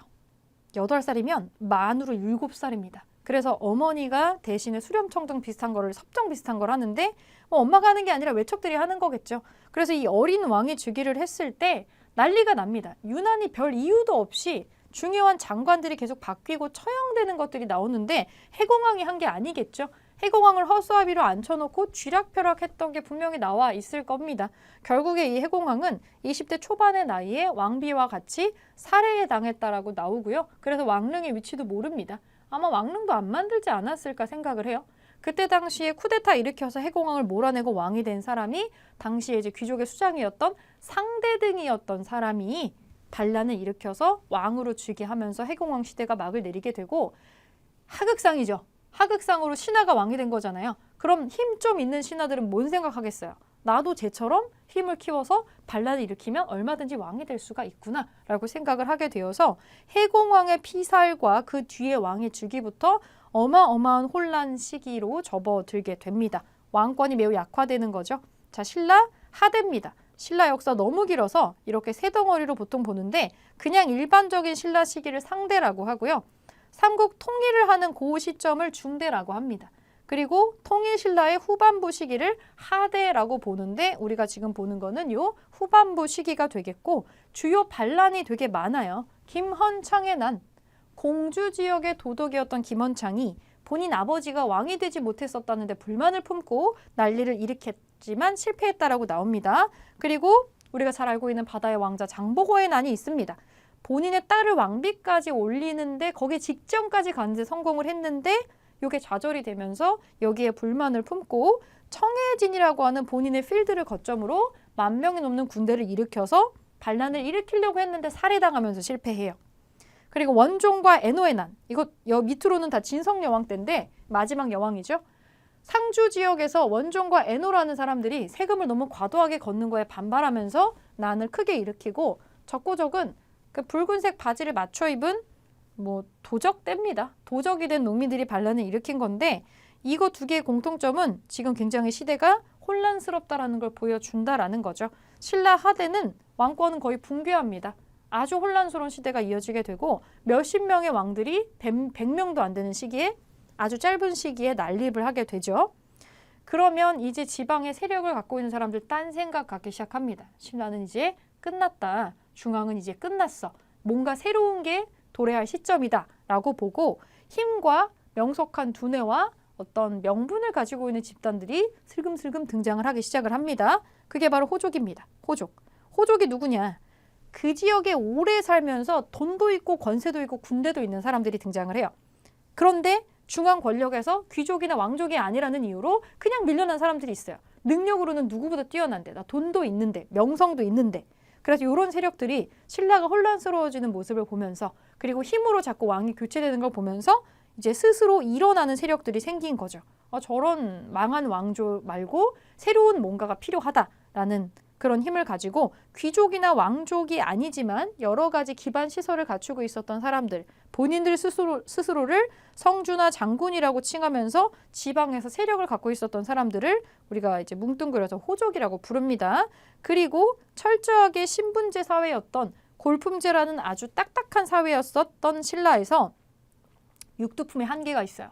아무리 똑똑해도 육두품이라는 이 틀 안에서는 승진할 수 있는 직급이 정해져 있습니다. 나 너무 똑똑한데 나 육두품이라서 여기까지밖에 못 가는데 되게 멍청한데 진골이어서 나보다 위로 올라가는 사람이 생기는 거죠. 능력주의가 아닌 거죠. 그래서 신라의 골품제 사회를 비판을 하고 유학을 바탕으로 원래는 우리보다 이 신라보다 유한 시스템을 가지고 있었던 당나라 쪽에서 명성을 떨치던 사람들이 대거 넘어와서 다시 호족이랑 연합을 해서 이들이 힘을 합쳐가지고 새로운 사회를 만들어 보자 라고 등장을 하게 되는 거죠. 여기에 대표적인 세력이 견헌이라던가 궁예라던가 그리고 왕건도 마찬가지죠. 호족이죠. 이런 세력들이 등장을 하게 됩니다. 이들의 어떤 정치적인 그리고 사상적인 기반으로 작용을 해주는 새로운 형태의 불교가 바로 선종입니다. 어떻게 보면 선종 이전에 있었던 교종이라는 불교는 귀족적이고 왕족적인 어떤 불교였는데 이거는 되게 실천적이고 개혁적이어서 어려운 불교 경전 공부하지 않아도 돼. 그냥 수양해서 깨달음만 얻으면 누구나 부처가 될 수 있어. 이게 되게 애매한 말이잖아요. 누구나 부처가 될 수 있다. 이거는 바꿔 말하면 누구나 통치자가 될 수 있다. 라는 거랑도 좀 일맥상통하는 상당히 파격적이고 개혁적인 성격의 불교가 되겠습니다. 이전에 불교 경전 암기하고 막 이런 거 귀족들이 좋아했었던 특권층의 불교랑은 완전히 다른 성격입니다. 그래서 호족들이 경제적으로 지원을 해줘서 여러 개의 선종들이 성장을 하게 되는데 대표적인 9개의 선종의 종파를 구산선문이라고 해요. 가끔 보기에 나오는 구산선문 중에서 이렇게 가지산문, 실상산문, 희양산문이라는 게 있습니다. 산문이라는 게 나오면 이거 선종 얘기네. 이렇게 이해해 주시면 될 것 같고요. 사료도 이런 식으로 나와요. 중앙통치조직에 여러분들이 지금 여기에 형광펜 칠해진 것처럼 실제 문제 푸고 연습하실 때 이런 것들 나오면 동그라미 쳐주시면 좋습니다. 이렇게 대뇌상도 쳐주면 좋겠죠. 이런 식으로 이거 발해 당나라의 삼성 육부 얘기구나. 이런 식으로 사료를 해석해 주시면 좋을 것 같고 고구려 계승 의식 제일 많이 나오는 겁니다. 고려라는 명칭, 고구려 계승하는 거 인식, 여기 고려에 보낸 사절, 이거는 일본의 역사서에 이렇게 적혀 있다는 얘기겠죠. 그래서 우리가 사료를 봤을 때 발해를 지칭하는 외부에서 여기를 뭐라고 불렀는지, 내부에서 스스로를 뭐라고 표현했는지 이런 것들을 사료의 자료로 이제 드러내게 되죠. 그리고 발해에 있는 온돌의 유적, 해동성국, 사실 이게 결정적인 힌트가 되겠고 고구려 양식 계승했다 이런 것들 나오면 발해구나 라고 볼 수 있습니다. 그리고 신라 하대 주요 반란 중에 제일 처음에 언급되는 게 김원창의 난이고 요 사이에 언급은 되지 않으나 요 사이에 장보고의 난이 있습니다. 김원창의 난, 장보고의 난, 그 다음에 진성여왕 때 원종과 애노의 난, 적고적의 난 이 순서대로 나와서 신라 하대가 매우 혼란스러운 시기였다. 후삼국으로 찢어질 수밖에 없는 상황이 이렇게 나오고 있다라는 거 사료로 찾아볼 수가 있겠습니다. 그렇게 후삼국이 등장을 하고 마침내 견훤이라는 사람이 오늘날의 전주 지역에서 이전에 백제의 원수를 갚고 다시 한번 백제의 명성을 이어가겠다라면서 백제를 이어받는 후백제를 개국을 합니다. 견훤은 장군 출신이라고 되어 있어요. 견훤 밑으로 많은 사람들이 모이게 되고요. 제일 좋은 지역을 초반에 차지합니다. 충청도하고 전라도 일대의 곡창지대를 차지하게 되면서 경제력이 그 어떤 후삼국 국가보다 탄탄해지게 되죠. 그리고 자기가 국가를 세웠다라고 하는 걸 외부의 강대국한테 인정받기 위해서 사신을 보내요. 그 당시 중국의 후당이나 5월에 사신을 파견하면서 국가로서 인정을 받으려는 시도를 좀 하게 됩니다. 한계점은 뭐냐면 평화적인 방식으로 삼국 통일을 이루지 못했다는 건데 결국에는 이거 시도 자체가 실패를 하게 돼요. 신라의 수도를 습격을 해서 경혜왕을 죽입니다. 피살을 하는 등 신라에 매우 적대적이었고 이 전쟁의 비용을 충당하기 위해서 조세를, 세금을 지나치게 걷어들였고 여기서 백성들한테 마이너스가 들어갔겠죠. 그리고 힘 있는 호족들을 평화적으로 자기 편으로 끌어들이는 것도 실패. 그러니까 인망과 신망을 잃게 되는 거죠. 후고구려도 비슷한 루트를 탑니다. 신라의 왕자 출신인 궁예, 버려진 왕자 출신의 애꾸는 궁예가 이 양길이라는 도적의 아래에서 힘을 키운 다음에 송악, 지금의 저기 개성이죠. 북한 쪽의 개성 지역에서 건국을 했는데 성장을 굉장히 빠른 속도로 하게 돼요. 강원도랑 경기도 일대를 점령을 하고 중요한 건 여기는 한강을 확보하면서 조금 더 우위에 서게 되는데 너무 자주 국호를 바꾸고 있습니다. 후고구려에서 마진으로 한번 바꿨다가 수도도 한번 저기 철원으로 옮긴 다음에 다시 한번 또 태봉으로 국호를 바꿉니다. 뭔가가 내부적으로 혼란이 나오는 게 이 국호를 바꾸는 과정에서도 벌써 보여요. 관제를 정비할 때까지만 해도 이 후고구려는 비교적 탄탄한 시스템을 가지고 있었어요. 자주 보기에 나오는 게 광평성이라는 글자입니다. 광평성이 나오면 후고구려다라고 여러분들이 이 관청의 이름을 머릿속에 기억해 주실 필요가 있고 여기도 비슷한 한계점이 나옵니다. 지나친 조세 수치. 국가를 만들고 운영하는 데에 모든 필요한 돈을 세금으로 충당하려고 했고 나중에 좀 정신이 나가죠. 스님 출신이었던 것도 있지만 내가 세상을 구할 미륵불이다 라고 하면서 전제 정치를 하고 사람들을 마구마구 죽이면서 거의 폭군의 반열에 오른 궁예가 결국에는 축출을 당하게 되고 왕건이 그 뒤를 이어받아서 고려를 개국하면서 후고구려는 끝납니다. 그게 918년이고요. 고려가 건국되고 나서 그 뒤에 후삼국이 바로 없어지는 건 아니고 후삼국을 통일하는 어떤 전쟁을 또 수행을 하게 됩니다. 여기 개인 퀴즈 한번 보겠습니다. 설명에 0표, X표로 할게요. 통일신라 문무왕이 지방관을 감찰하기 위해서 외사정 파견한 거는 맞는 얘기입니다. 너무 영토 커졌다고 했었죠. 외사정을 파견했고 통일신라는 중앙정치 조직으로 집사부를 포함한 14부를 두었다. 이전에는 없었던 중앙의 국왕 직속기구가 생깁니다. 집사부. 여기에 장관이 시중 또는 중시라고 불리는 사람이 있었죠. 발해 무왕은 대흥과 보력이라는 독자적인 연호를 사용했다. 독자적인 연호를 사용한 건 맞지만 이거는 무왕이 하는 게 아니고 문왕이 쓰는 연호이기 때문에 X표 치고요. 신라 하대에는 호족이라고 하는 새로운 세력이 반독립적인 세력으로 성장했다. 그래서 이 호족 출신으로 견훤이나 궁예가 등장을 하는 거죠. 이거는 맞는 얘기고 2번 보겠습니다. 오른쪽 페이지 오른쪽으로 넘어가서 신문왕은 지방을 어떻게 나누었느냐 맞는 거에 0 표해주면 되는데 신문왕이라고 하면은 통일신라잖아요. 구주 오소경이죠. 이거는 발해죠. 오른쪽은 발해고 통일신라의 중앙 군대는 구서당입니다. 10위는 요거는 발해입니다. 발해. 3번 발해에 땡땡은 장문효를 보내서 당나라 등주를 공격했다. 요런 성격의 활동은 무왕이 하는 거죠. 대당 강경책을 했었던. 발해는 국학 또는 주자감 둘 중에 어느 거죠? 귀족자들을 교육했다. 발해의 교육기관이니까 이건 주자감입니다. 국학은 통일신라 거죠. 견훤 또는 궁예, 송악에서 후고구려를 건국했다. 궁예 얘기입니다. 견훤은 완산주, 오늘날의 전주에서 후백제를 건국을 했었죠. 자, 기출 분석 보겠습니다. 견훤과 궁예를 예측할 수 있는 사료들이 나오는데 어디에서 견훤인지 어디에서 궁예인지 이런 부분이 나오면 여러분들이 이거는 견훤이군 이런 식으로 인물을 추출해내는 거 이렇게 사료를 분석하는 방식에 대한 내용입니다. 그래서 완산주라는 지명이 이 견훤이 세력을 만드는 그런 지명이다라는 거를 기억을 해주시면 되고 활동 지역이 주로 힌트로 나와요. 여기 출제 팁 보이시죠? 궁예가 바꾼 나라의 이름, 수도 여기가 주로 많이 나온다. 그래서 궁예, 태봉, 철원, 도성 이런 거 나오면 궁예입니다. 궁예가 송악에서 수도를 옮기면서 국가의 명칭을 자꾸 바꾸는 거, 수도의 명칭을 자꾸 바꾸고 수도도 바꾸고 국가 명칭 바꾸고 하는 그런 과정, 그런 것들이 지금 나오고 있습니다. 태봉, 철원이라는 데에서 이거는 후고구려의 궁예에 대한 얘기다라는 거 찾아볼 수가 있는 거죠.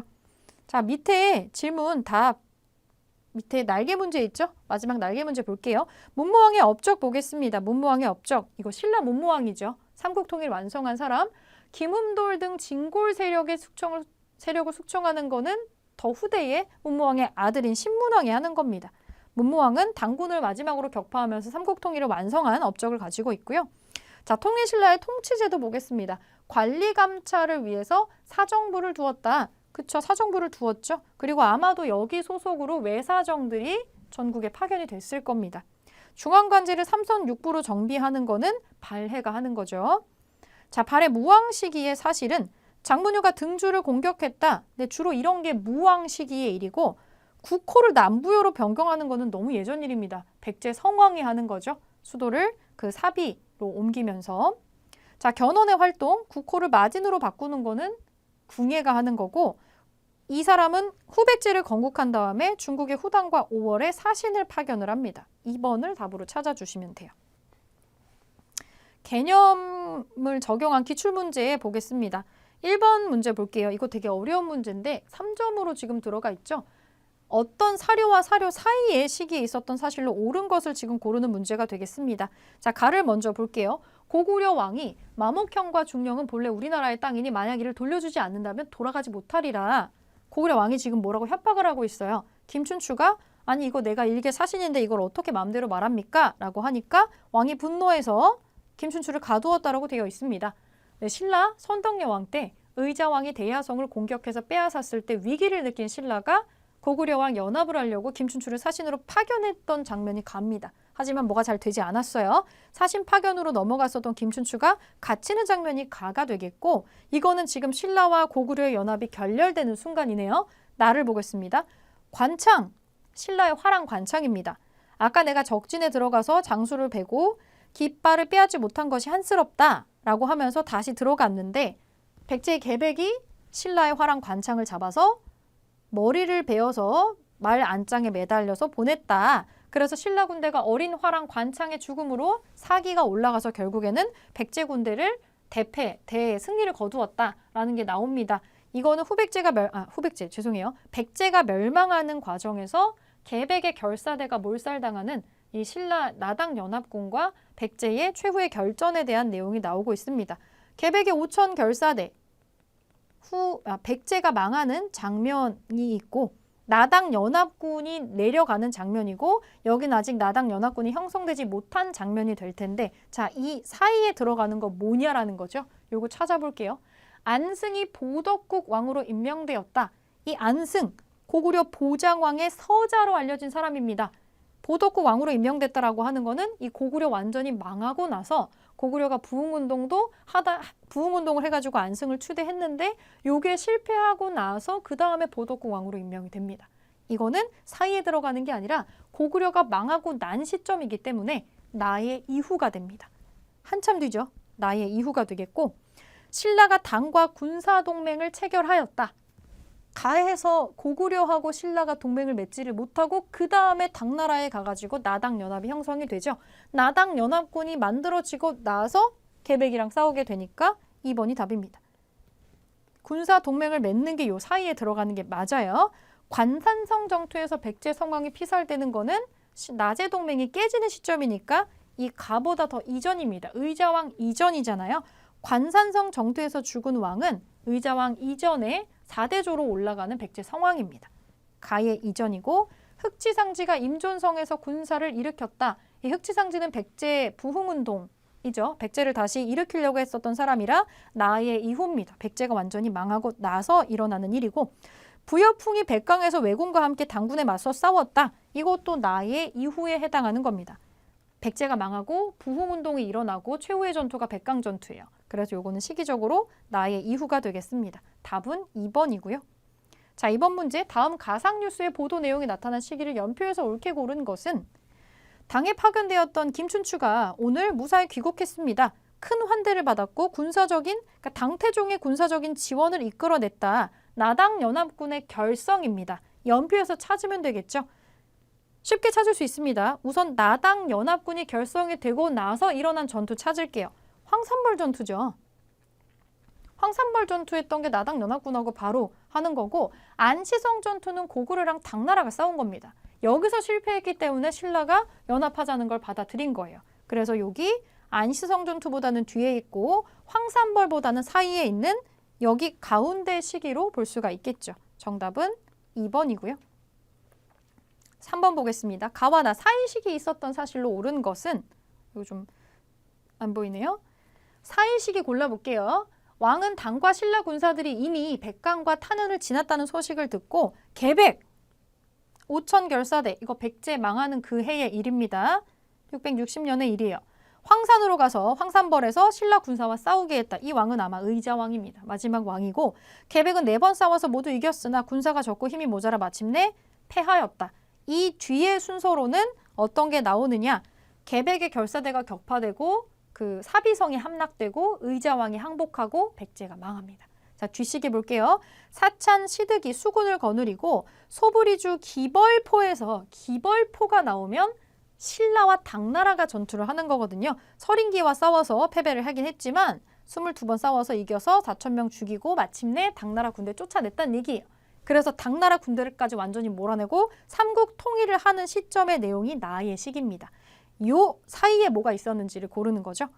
김음돌이 반란을 꾀하다가 처형되었다. 이거는 삼국 통일하고 나서 나오는 얘기입니다. 고구려까지 다 멸망시키고 나서 문무대왕이 통일하고 나서 그 아들인 신문왕이 하는 거니까 나의 이후가 되겠죠. 나의 이후고요. 의자왕이 신라를 공격해서 대야성을 함락시키는 것 때문에 나당 연합군을 결성하게 되는 거니까 이 가의 이전으로 넘어가야 됩니다. 2번은 가의 이전이에요. 가의 이전이 되겠고 3번 을지문덕이 살수에서 수나라 군대를 물리치는 거는 이거 되게 옛날이죠. 이 수나라하고 고구려하고 전투니까 가의 한참 이전입니다.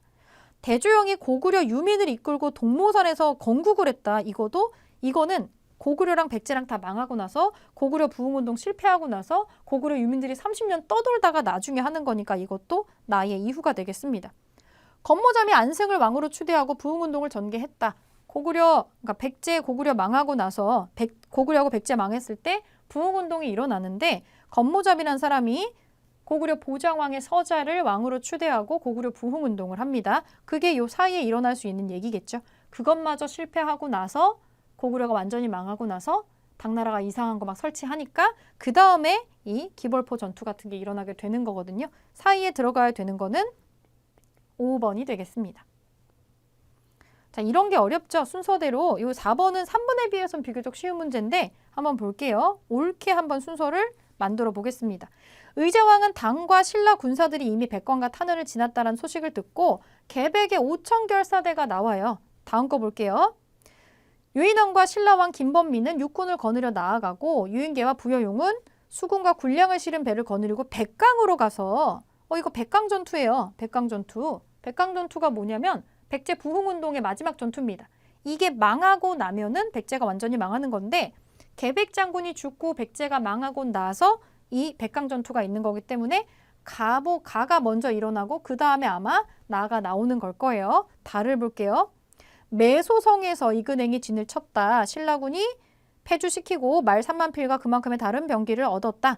두 가지 지명을 기억하라고 했었어요. 매소성과 기벌포가 나오면 신라와 나당연합군이 깨져서 이 둘이 전투를 하는 그 수준으로 넘어간다고 했습니다.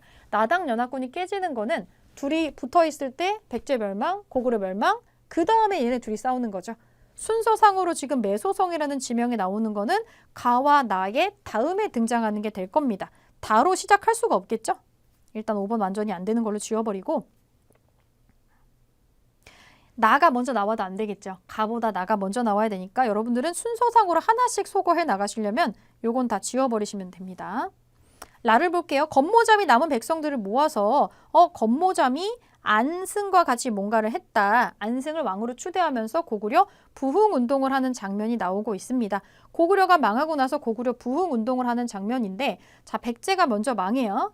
개백 장군이 나오고 백강전투가 있고 그 다음에 고구려가 멸망을 하고 그 다음에 고구려 부흥운동이 있었고 마지막으로 나당연합군이 깨지는 거기 때문에 가나 라다로 찾아주시면 되겠습니다. 가나 라다로 2번으로 답을 찾을 수 있겠고 네, 5번입니다. 가왕의 업적으로 오르는 것은 답사 계획서가 나오고 있는데 힌트 찾아보겠습니다. 삼국 통일의 위협을 달성했대요.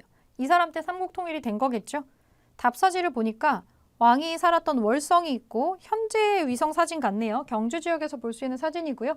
왕이 건설한 별궁으로 동궁과 월지가 있습니다. 예전에 안압지라고 불렸던 곳이죠. 그리고 가문사지 아들인 신문왕이 왕성한 사찰토라고 하니까 이 사람은 신문왕은 아니겠죠. 그리고 이 왕의 무덤으로 알려진 대왕암이 있습니다. 네, 이분은 문무대왕입니다.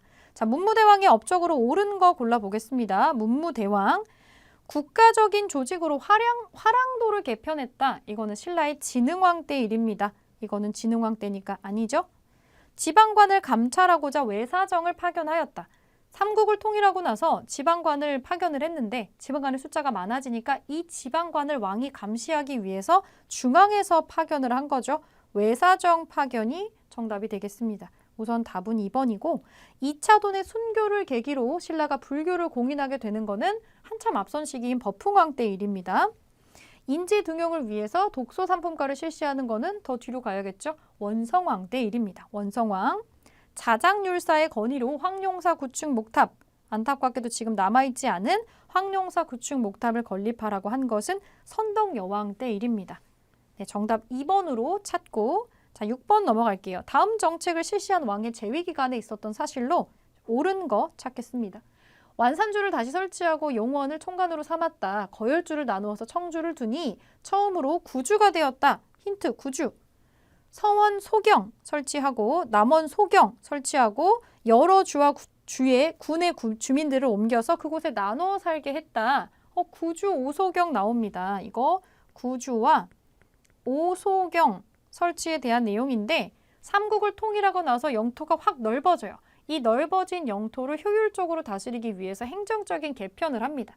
삼국 통일을 해서 물리적으로 영토를 넓히는 거는 문무대왕이 하는 일이고 그 문무왕의 아들인 신문왕 때에 요거를 행정적으로 개편하고 실제로 통치를 나누어서 하는 방식으로 정리가 됩니다. 이거는 신문왕 때 일입니다. 그러면 우리가 찾아야 되는 것은 신문왕 때 있었던 일이죠. 자, 금관가야가 멸망하는 것은 한참 앞선 시기였던 요거는 버풍왕 때 일입니다. 그리고 나중에 대가야는 진흥왕 때 흡수가 되고 이사부가 우산국을 복속하는 거는 지증왕 때 일이고요. 조세를 관장하는 품주가 설치되었다. 요거 좀 어려울 수 있겠어요. 잘 안 나오는 선지인데 요거 진흥왕 때 일입니다. 진흥왕. 혹시 처음 봤다면은 요거 한번 메모해 놓고 기억을 해주시고, 관료전이 지급되고 노급이 폐지되었다. 여러분, 신문왕은 단순하게 물리적으로 영토 넓어진 거에 행정 개편만 한 게 아니고 이 행정을 개편하고 그 최고 위에 왕이 존재하면서 완전히 정치 시스템을 바꿔버려요. 그러려면 왕권이 올라가야 돼요. 왕권이 올라가려면 귀족권이 내려가야 되고, 귀족권이 내려가려면 그들의 경제적이나 정치적인 기반이 없어져야 됩니다.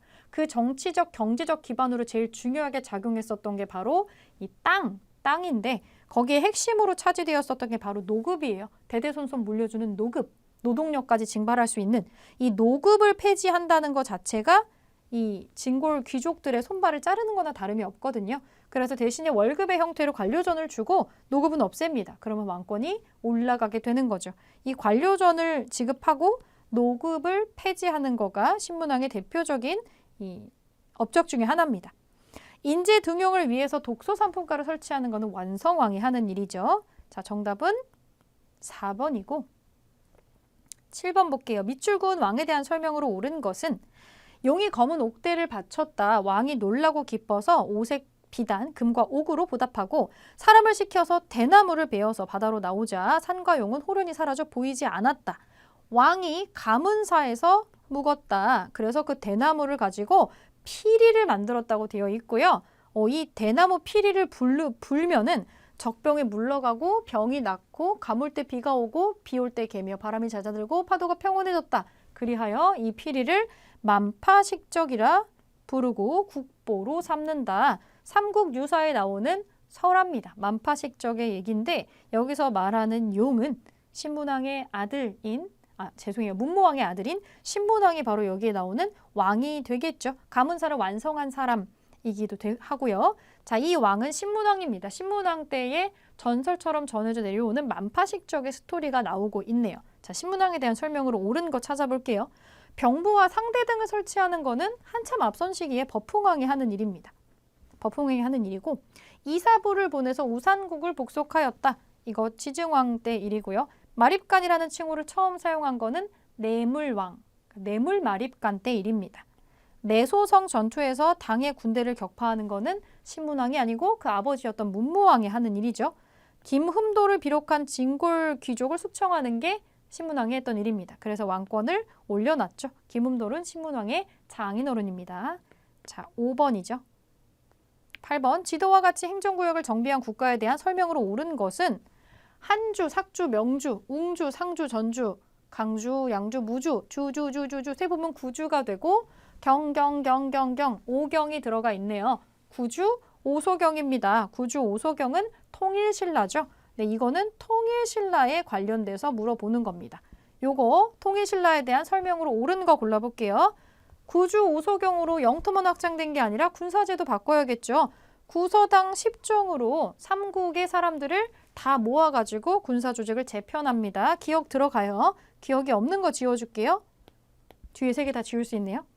욕살, 철여근지 등의 지방관을 파견했다.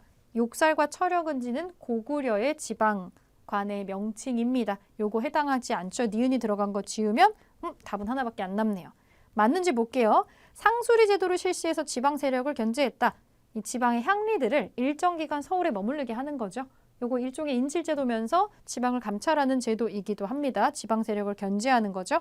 디귿 맞는 얘기고, 북계의 병마사를 파견해서 적의 침입에 대비하는 거는 이거보다 뒤시기에 나오는 고려시대 일이기 때문에 해당 사항 없습니다. 정답은 2번이 되겠네요. 2번. 자, 9번. 교사의 질문에 대한 학생의 답변으로 옳은 것은 지도와 같은 지방행정구역을 마련한 국가. 방금 본 거랑 똑같은 거 나오네요. 구주 오소경이 나옵니다. 통일신라죠. 자, 그러면 통일신라의 통치제도에 대해서 맞는 대답한 사람 얘기 한번 찾겠습니다. 중앙군을 2군 6위로 조직했습니다. 요거는 고려 시대로 넘어가야 되고요. 지방관으로 안찰사를 파견했다. 이것도 고려시대 얘기입니다. 고려시대에 중앙관제를 삼성육부로 정비하는 거는 발해가 하는 거고, 관리 감찰을 위해서 사정부를 두었다. 요게 통일신라죠. 이 사정부를 통해서 아마도 전국에 파견이 됐던 것이 외사정이었을 거다라고 추정도 하고 있고요. 유학교육기관으로 주자감을 설치한 것은 발해익입니다. 정답은 4번입니다. 통일신라는 국학이라고 있었죠. 10번 가국가에 대한 설명으로 이번엔 옳지 않은 거 찾는 거네요. 답사 계획서. 가의 유적과 인물을 찾아서 이 지도만 보면 여러분들이 모르실 수 있어요. 여기 경로 볼게요. 중경현덕부. 여기 중경이란 단어. 그리고 정효공주 하고 순목황후, 효의황후 나오는데 정효공주, 정혜공주 어디서 많이 들어봤죠? 네, 발해의 두 공주들의 이름입니다. 자, 요 가국가는 바로 발해에 해당되는 얘기겠네요. 발해에 대한 내용으로 옳지 않은 것을 골라볼게요. 중앙군으로 구서당을 편성하였다. 구서당은 통일신라 겁니다. 바로 1번의 답이 나오네요. 1번입니다. 나머지는 그러면 다 발해의 설명으로 맞는 얘기라는 거겠죠? 중정대를 두어서 관리를 감찰한 거 맞아요. 전성기에는 해동성국이라는 호칭을 부여받아가지고 불리기도 합니다. 인안과 대흥 등등등 독자적인 연호를 사용을 했고요. 오경 15부 62주로 넓은 땅을 지방행정을 이렇게 제도를 나누어서 다스리게 됩니다. 이 선왕 때 이게 완성이 되죠. 나머지 4개는 발해의 특징으로 한번 기억해 주시고 정답 1번입니다. 11번 다음과 같은 중앙관제를 갖춘 국가에 대한 설명으로 옳은 것은 삼성 6부가 나옵니다. 삼성 6부 이거 발해죠. 삼성 6부 발해입니다. 자, 발해에 대해서 옳은 거 찾아볼게요. 한해 침략으로 멸망한 거는 발해가 아니라 고조선입니다. 이건 고조선. 구서당 10정의 군사조직을 갖추었다. 이거 통일신라고요. 주자감을 두어서 유학교육을 실시했다. 요게 발해에 대해 맞는 내용이죠. 이 통일신라는 국학이 있었고 외사정을 파견해서 지방관을 감찰한 거 통일신라. 청해진을 통해서 해상무역을 전개한 거 통일신라죠. 장보고 기억나시죠? 정답은 3번이 발해고요. 12번 밑줄그은 이 국가에 대한 설명으로 옳은 것은 이것은 일본 나라현 헤이조큐 유적에서 출토된 목간입니다. 목간에 보이는 고려라는 명칭을 통해 일본이 이 국가를 고려, 즉 고구려를 계승한 것으로 인식하고 있었음을 알 수 있습니다. 고려에 보낸 사절이 귀국하였으니 블라블라블라라고 나오고 있죠. 이 국가는 일본에서도 고구려를 계승한 국가로 인정하고 있었던 이 국가는 발해가 되겠습니다. 발해에 대한 설명으로 옳은 거 골라볼게요. 중정대를 두어서 관리를 감찰했다. 바로 1번에 정답이 나오네요. 답 1번이고 건원이라는 독자적인 연호를 사용했다. 이거는 신라 건데 통일신라 이전에 법흥왕이 하는 겁니다. 한참 앞으로 가야 돼요. 군사조직을 구서당 10정으로 편성한 건 통일신라고 골품에 따라서 관직의 승진에 제한을 두었다. 골품제도 신라 거죠. 상수리 제도를 시행해서 지방 세력을 견제했다. 통일신라가 하는 겁니다. 그래서 발해에 대한 설명은 1번으로 찾을 수 있고요.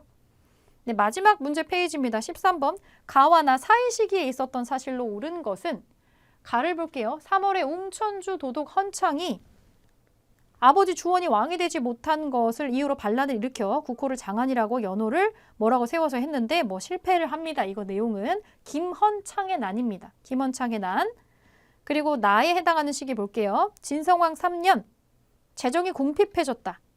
도적이 벌떼처럼 일어났다. 그때 원종과 애노가 반란을 일으켰다. 제일 큰 반란 중에 하나입니다. 원종과 애노의 난입니다. 지금 이 시기는 신라 하대에 있었던 여러 가지의 혼란상을 지금 보여주고 있는데 보통 그 시작점을 김헌창의 난으로 잡습니다. 김헌창의 난 그리고 마지막 진성여왕 때 있었던 이 원종과 애노의 난 그리고 나서 적고적의 난까지 이어지게 되는데 그럼 그 사이에 있었던 거는 옳은 걸로 뭘 찾아야 되냐는 거죠. 신라 하대의 혼란상을 찾아주시면 됩니다. 찾아볼게요. 왕명으로 거칠부가 국사를 편찬하는 건 진흥왕 때 일입니다. 한참 앞선 시기 일이죠. 사이에 들어갈 수 없어요. 가의 이전이에요. 왕의 장인인 김흠돌이 반란을 일으켰다. 이건 신문왕 때 일입니다. 이건 김헌창의 난보다 앞선 시기의 일이기 때문에 가의 이전이에요. 병부 등을 설치해서 지배체계를 정비했다. 병부 설치하는 거 한참 앞의 일입니다. 통일신라 이전에 신라 상대의 이거는 법흥왕 때 일입니다. 장보고가 청해진을 거점으로 반란을 도모했다. 왕비로 자기 딸을 올리려고 했는데 실패하면서 반란을 도모했었죠. 이거 실패합니다. 그리고 나서 진성여왕 시대가 오는 거기 때문에 정답은 4번이 되겠습니다. 4번. 관리들에게 관료전이 지급되고 노급이 폐지된 거는 여기 김흠돌의 난과 같은 시기죠. 신문왕 때 일이기 때문에 신라 중대로 넘어가는 일입니다. 자, 사이 들어갈 수 있는 거 4번으로 찾아줄 텐데 김원창의 난, 장보고의 난, 원종과 애노의 난, 적구적의 난, 요 순서대로 보통은 나와요. 요거를 알 수 있는 사료가 순서대로 나오거나 하나를 빼거나 해서 이렇게 물어볼 수 있습니다. 14번, 다음 검색창에 들어갈 왕의 재위기간에 있었던 사실로 옳은 것은 죄수를 사면하고 주군의 조세를 면제해주다. 3대목 편찬, 지금 남아있진 않아요. 향가 모음집인데 자, 결정 힌트 나옵니다. 원종과 애노의 난, 적고적의 난이라고 나옵니다. 진성여왕입니다. 마지막 여왕이었던 진성여왕이고요. 옳은 거 골라볼게요. 왕의 장인인 김음돌이 반란을 도모한 거는 진성여왕 때인 하대가 아니라 그 이전의 중대 시기 신문왕 때 일입니다. 강조가 정변을 일으켜서 김치향을 제거하는 강조의 변이라고 하는 요 난리는 고려시대로 넘어가야 일어나는 일입니다. 거칠부가 왕명을 받들어서 국사를 편찬하는 거는 진흥왕 때 일이니까 한참 이전이죠. 최치원이 왕에게 시무십조를 건의했지만 그래서 그걸 받긴 했지만 실제로 진행은 안 되는 거. 이게 진성여왕 때 일입니다. 그래서 최치원도 대단히 실망을 하고 떠돌면서 여생을 마감을 하게 되죠. 우선 진성여왕 시기 일은 4번이고요.